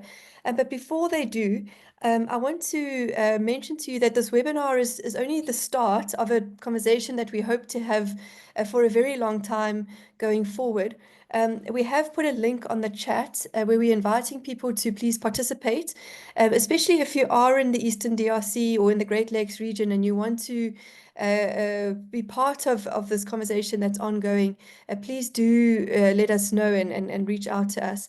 We also would like to develop a policy brief out of this engagement in which we capture some of the insights and the learning, so that we can communicate some of the voices from below, some of what the voices from below are saying to policymakers out there. So this is not where it's going to end. This is just the beginning. But Prof Murithi or Patrick Hajayandi, I don't know if you want to say anything here as we've listened to all the panelists. Not from my side, Cori, maybe Patrick. Okay, hello everyone. I hope you can hear me. Yes, we can hear you, Patrick. Yes. Oh, okay. Yeah, my internet on this side is not very good, but I'm just very happy to be part of this conversation. And I love the fact that specifically what Amedee mentioned, that there are things that our level as NGOs we are not able to do. We have to recognize our space, but there are also things that we clearly are able to do. This include what Professor Cori Wielenga just mentioned. We can take the voices from below and bring them to the table where negotiations are taking place. And I think this is, as she said, it's one of the initiatives which is going to lead to that. And we would like really to collect all the different ideas from similar meetings, from this meeting and other meetings like this one, which will take place, and be able to create a sort of platform where all these ideas can be found and also bring them to the table. And in this way, be able to influence the mediation process by insisting on the fact that without involving the voices from below, peace will remain elusive. So I think that's what I wanted to add. And thank you so much for all these conversations which are taking place. Yeah. Thank you, Patrick. Go ahead. Oui, Yep. Monsieur Patrick dit il est content vraiment de participer dans ces pourparlers et il salue surtout ce que Amedee avait dit, puisqu'il a dit que nous devons reconnaître que nous avons nos limites en tant qu'ONG, mais aussi que nous avons aussi un rôle important à jouer, c'est-à-dire le rôle de porter la voix des sans-voix. Et c'est ce que nous voulons faire, en effet, dans ces pourparlers que nous organisons, dans ce genre de webinaire, c'est essayer de recueillir les différentes idées dans des différentes réunions pareilles qui seront organisées pour pouvoir donc les mettre ensemble et pouvoir faire un travail autour de cela, créer une plateforme qui va donc aider pour assurer que les bas peuples sont toujours considérés lorsqu'il y a des pourparlers de la paix. Thank you. So there's a number of questions that have emerged in the chat, and there's just one that I think is absolutely critical that I want to bring attention to from Esther Tijani, who is working in the civil society space in the Great Lakes region. Esther, I wonder if you could specifically ask your question to the panelists about why local actors are not being taken into account in high-level mediation processes. Esther, I believe we can give you the opportunity to speak.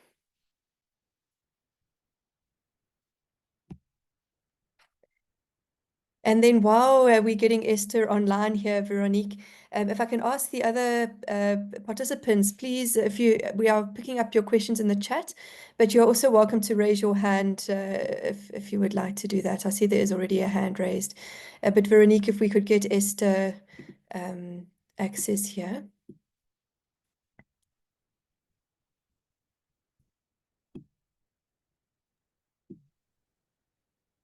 There we go. Esther, if you can go ahead and ask your question.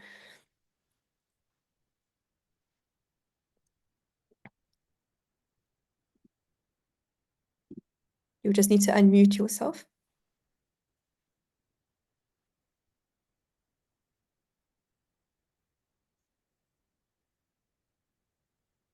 We're not hearing from Esther, so let me read her question. And particularly, I would like to ask if Johan, Amedee, and Odile could perhaps respond to this question. Esther says she's coordinates a regional program of the Civil Peace Service of the GIZ, which brings together CSOs from Burundi, Eastern DRC, and Rwanda.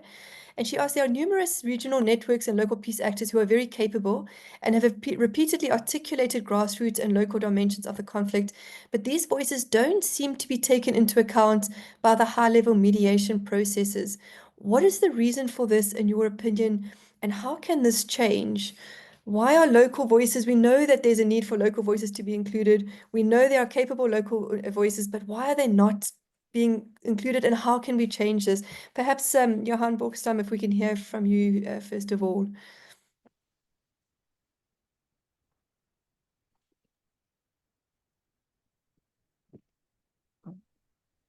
It's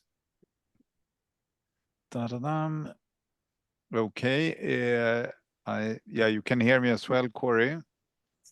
Yeah, so many thanks again to the fellow panelists. This is all incredibly valuable input for me in my work. Regarding the specific question, I mean, speaking on behalf of the European Union, but also on the European Union member states, I can honestly say that just as I referred to in my initial remarks, listening to grassroots, engaging with civil society, that is an important part of the work that we are doing. And this also, for me, for example, also forms an important part of the messages that we then formulate for my engagements with regional leaders. I should also, I can say as an example, I don't think it's, you know, state secrets really, but we have just a couple of days ago, about a week ago, I think it was, in engagements with regional governments in relation to the newly established panel, raised the issue of grassroots participation and urging them to take this into consideration as they establish, you know, the terms of references for the new secretariat, how these high-level facilitators will go about their work. And also in my missions in the region, we always make time for this, for engagement with the local actors, but we can certainly do a whole lot better. That's very true. But the engagement is there, and I think there is now a realization that one of the reasons that previous processes have stumbled or sometimes failed has been, to a certain extent, the consequence of not listening to the grassroots. So I stop there, Cori. Thank you very much, Johan. Amedee and Odile, from your experiences, let's start with Amedee. Could you identify what feels like is the block to you participating at a high level? You want to participate, you have the capacity to participate, and yet somehow your voice is not always included. Could you identify for us, or help us to identify, what is it that seems to be blocking your participation, and what works to increase your participation? Let's hear from Amedee.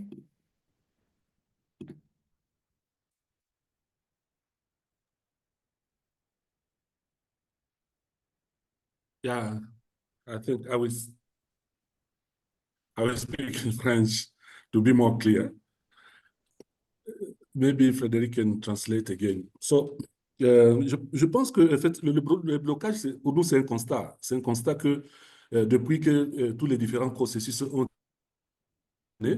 quand on établit les personnes qui seront invitées ou les institutions qui seront invitées, nous constatons effectivement que la plupart de nous, les organisations de la société civile, ou même les personnes qui travaillent avec nous au niveau local, les représentants des structures au niveau communautaire, nous constatons qu'ils ne sont pas invités.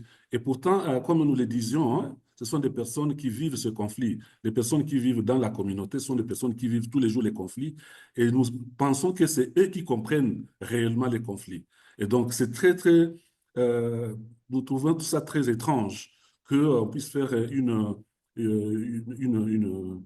table ronde sur des négociations, des discussions, sans les inclure. Ça, c'est vraiment un constat. Ce n'est pas que nous pensons que donc, nos efforts actuels, c'est effectivement de nous rassurer que cette fois-ci, les communautés, les personnes qui représentent les communautés, la société civile, nous, les organisations, nous sommes invités dans ces échanges. Et même s'ils ne sont pas invités, nous avons une autre stratégie. Nous faisons des notes de plaidoyer aussi. Nous essayons de nous rassurer aussi que ces notes de plaidoyer, les messages que nous formulons vont arriver aux personnes qui décident, qui prennent des décisions, qui négocient. Et donc, c'est ça un peu le gap que nous constatons. Et pour nous, c'est vraiment un constat et nous travaillons sur ça pour nous rassurer que cette fois-ci, se voit des communautés, la société civile est considérée dans ces espaces-là de négociation.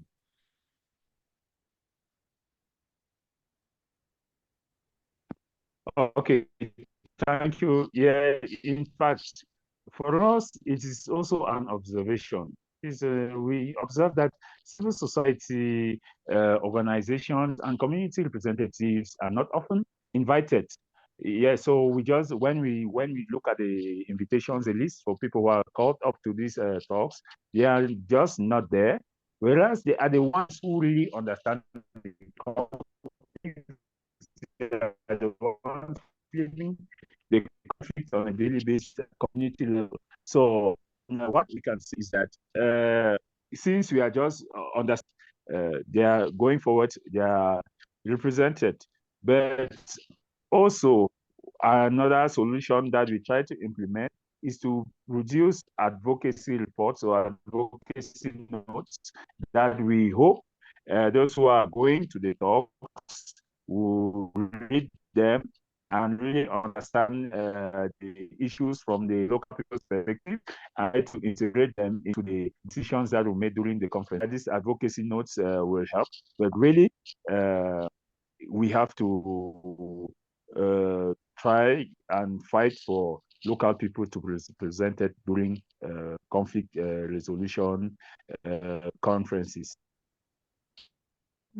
Thank you. I'm very aware of time, so I'm just going to ask Odile to be brief, and then Prof Moke briefly, and then we want to take 2 more questions, and then we'll be wrapping up the seminar. Thank you, Odile. Merci beaucoup. Moi, j'aimerais dire que la société civile n'est pas unique. Ce n'est pas une unité, alors que quand il y a eu des négociations au Sun City, la société civile était réunie dans ce qu'ils appelaient société civile force vive. Mais après cela, les politiciens ont divisé la société civile, de sorte qu'il y a maintenant beaucoup de groupuscules, des gens qui s'appellent société civile, et à la fin, ils sont divisés à l'interne. Et ça, c'est un défi. Comment est-ce que nous devons encore être unifiés pour que nous puissions porter une voix unique qui nous concerne au lieu d'être manipulés par les politiciens? Ça, c'est le défi que nous avons.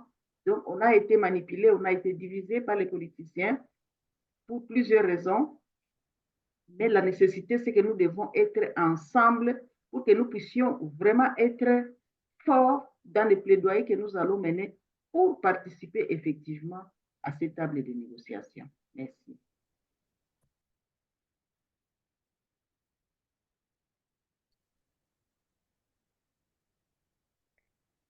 From my side, I think the problem is caused by the fact that the civil society is not united.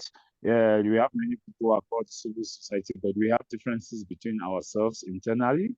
And these divisions are often caused by manipulatory politicians. So the challenge for us is in order to be able to resist the manipulations of politicians and remain united so that we can work together on advocacy to really protect the people.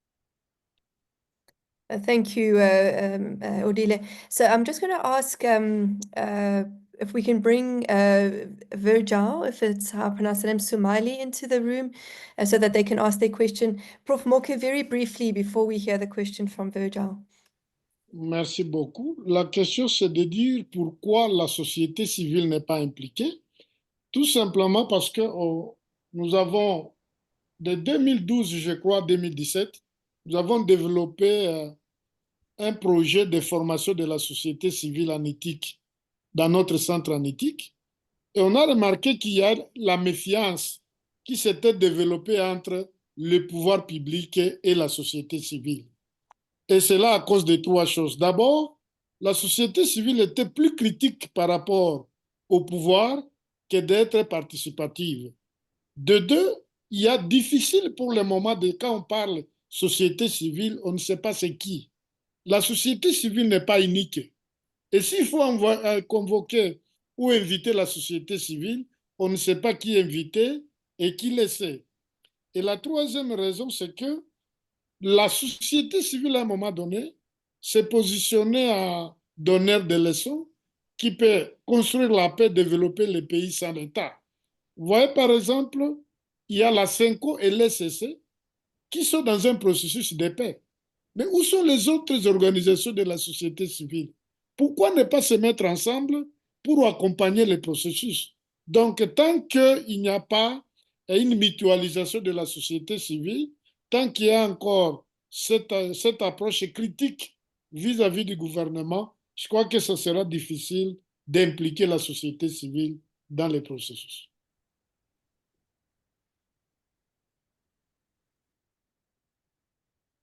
So why are CSOs not often represented in these talks? We try to train CSOs on ethics at the center, at our ethics research center. And the stuff is that there are three causes.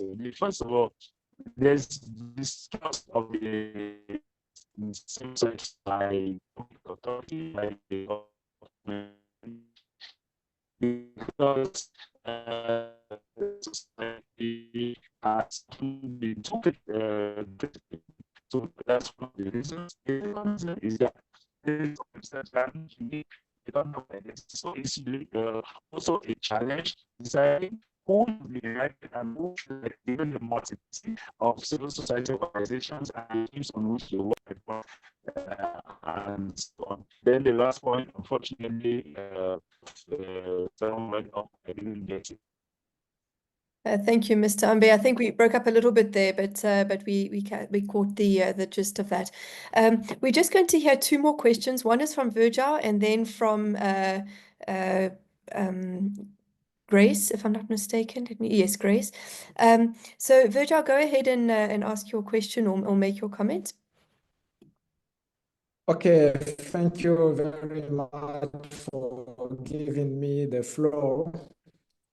I'm a student, a doctoral student at Burundi University in political science. So let me speak in French more clear. J'ai suivi le prof Moke lorsqu'il il parlait de qui a le pouvoir. Il nous a dit que pour juguler les conflits, il faut travailler avec les légales. Sorry, Virgil. I'm just going to stop you because the sound is distorted. Unfortunately, I'm going to stop you because the sound is distorted. Can I ask you, please? Qui est représenté ou qui symbolise, qui est représenté, voulais-je dire, l'État est légitime par la population. Alors, je voudrais quelle est la place dans la résolution, parce qu'il semble seulement se limiter au local. I had the feeling that Virgil there was had a bad connection. Mr. Ambe, did you manage to catch the gist of it, or do we need to wait for him to come back?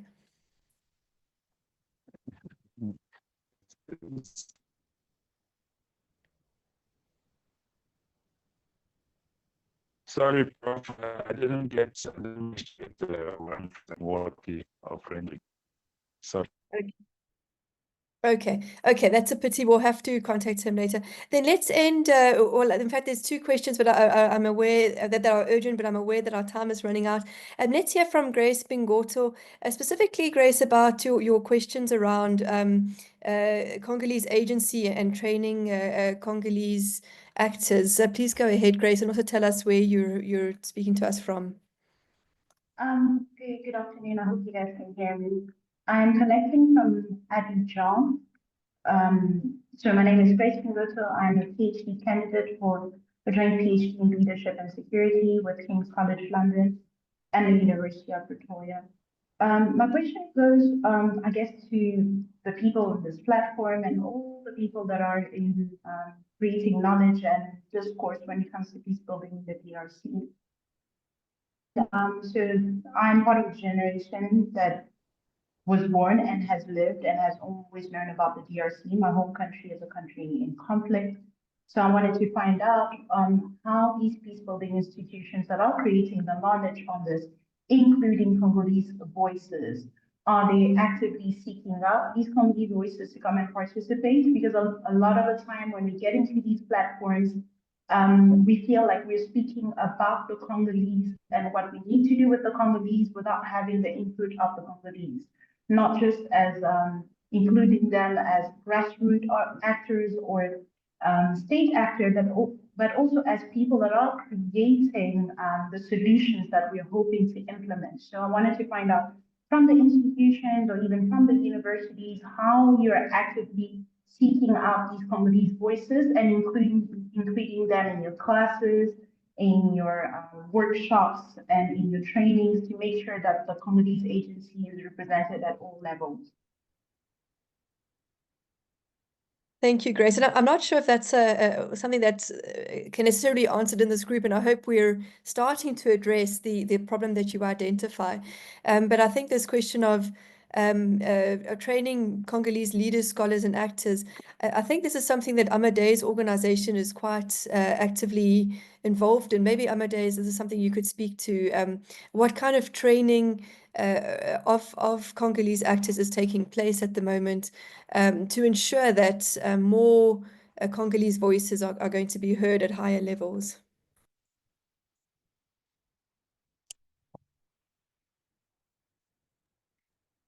Quoique notre traducteur ne parle plus. This is just in our plan. It's just in our plan, but regarding the peace processes, we are trying to plan these trainings for peace actors, but we have not yet started this.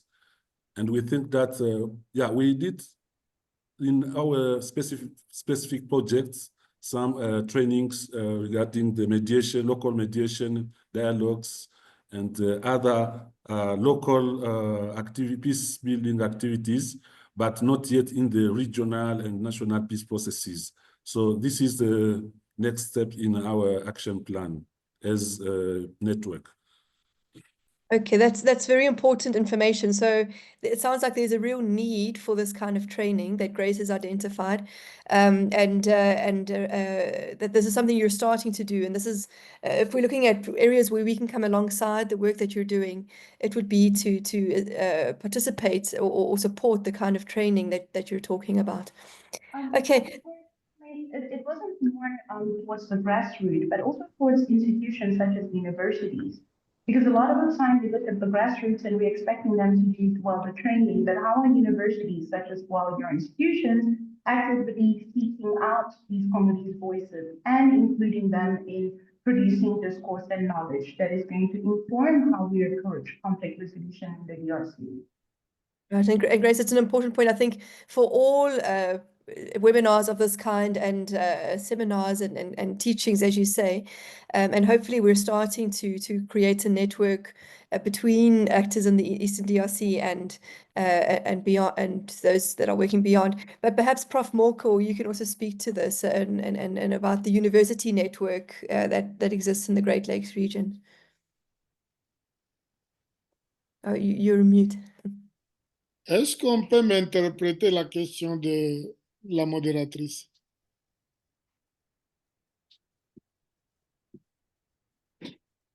Je veux, si vous me permettez. Frederick, I need interpretation for the question.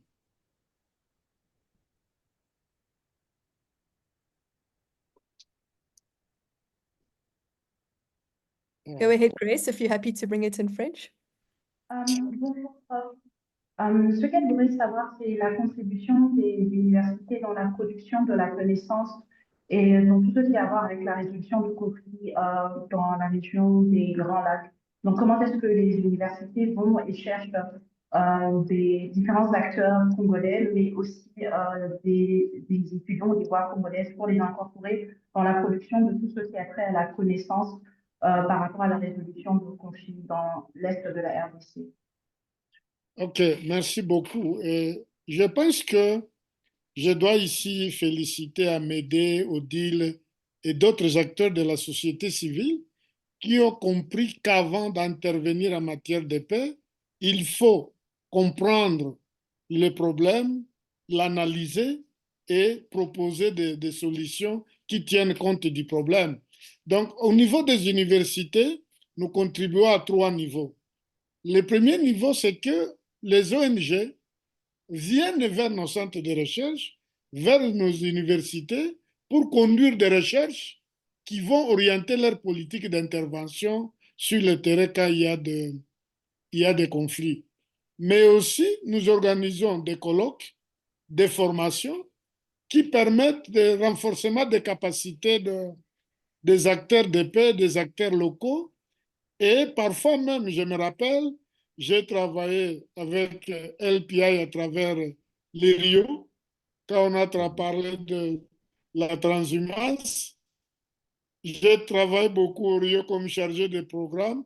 Donc, les universités collaborent avec les ONG, mais aussi avec les services publics dans la production de connaissances, la vulgarisation des connaissances, le renforcement des capacités et l'accompagnement des processus de paix. Voilà comment peut dire comment nous faisons et comment nous contribuons comme université.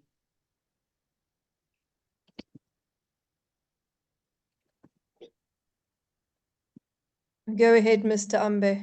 Yes, I want to, in response to this question, to thank and congratulate CEOs like those of Amedee and the Rio for understanding that this approach where you have to analyze a problem and propose solutions before attempting to implement the solutions. I want to congratulate them for this approach that they adopt to peace building and peacemaking. And in this process, we of the universities, we can help in 3 ways. First of all, we serve as a forum for research. And then secondly, at the universities, we organize colloquiums in partnership with other CSOs and other universities. Therefore, we also help in producing knowledge about this peace process. And thirdly, we help by accompanying implementation. That's what I can say. Thank you, Mr. Ambe. And I think we have to keep Grace's comment in mind as we work with and on and about the problem of the Eastern DRC is to always include the voices of people in the DRC. And I think this is absolutely critical. There is one more question. We're not going to address it now, but it comes from Samuel Igba, who is at the Center for Mediation in Africa and is going to be writing the policy brief that emerges out of this webinar. And he's asking, and I think it's an important question that Samuel maybe needs to engage with Amedee and Prof Moke and Odile afterwards, is to give examples of how the grassroots narratives of the root causes differ from those of the national and international narratives, or the dominant and international narratives, because both Prof Moke and Amedee mentioned the importance of understanding the root causes from the perspective of those on the ground. And so I hope that's something you can engage on with Samuel after the webinar. But we do need to end here. We have run out of time. And I do want to thank the panelists. I'm aware that we can never achieve as much as we want to in a webinar of this kind, but it's a start of a particular conversation that we hope to continue through the policy brief, through other events of this kind, and through an ongoing conversation with those who were with us today. And so we thank the panelists for giving of your time We really want to build on what was brought to the table today and see how we can take it forward. So thank you to each one of you. And thank you to the Institute for Justice and Reconciliation for partnering with us on this. And it really was a great honor as the Center for Mediation in Africa to facilitate this dialogue and to see how we can take this forward. So on that note, I want to thank everyone once again. I want to thank my team. I want to thank the team at the RJR. And I particularly, and if we were here in person, we would give a round of applause to Mr. Ambe, because I know you had a very difficult task here this afternoon, but we want to thank you for supporting us through this dialogue, through this webinar. So thank you, Mr. Ambe. Thank you, Madam. Thank you, everyone. And thank you to Johan Borgstam. It was his initiative that brought us all together. And we look forward to continuing the dialogue going forward. So thank you to everyone. Thank you. Merci. Thanks. Yeah, thank you, Thank you. Cori, for everything, and for the team at the CMA.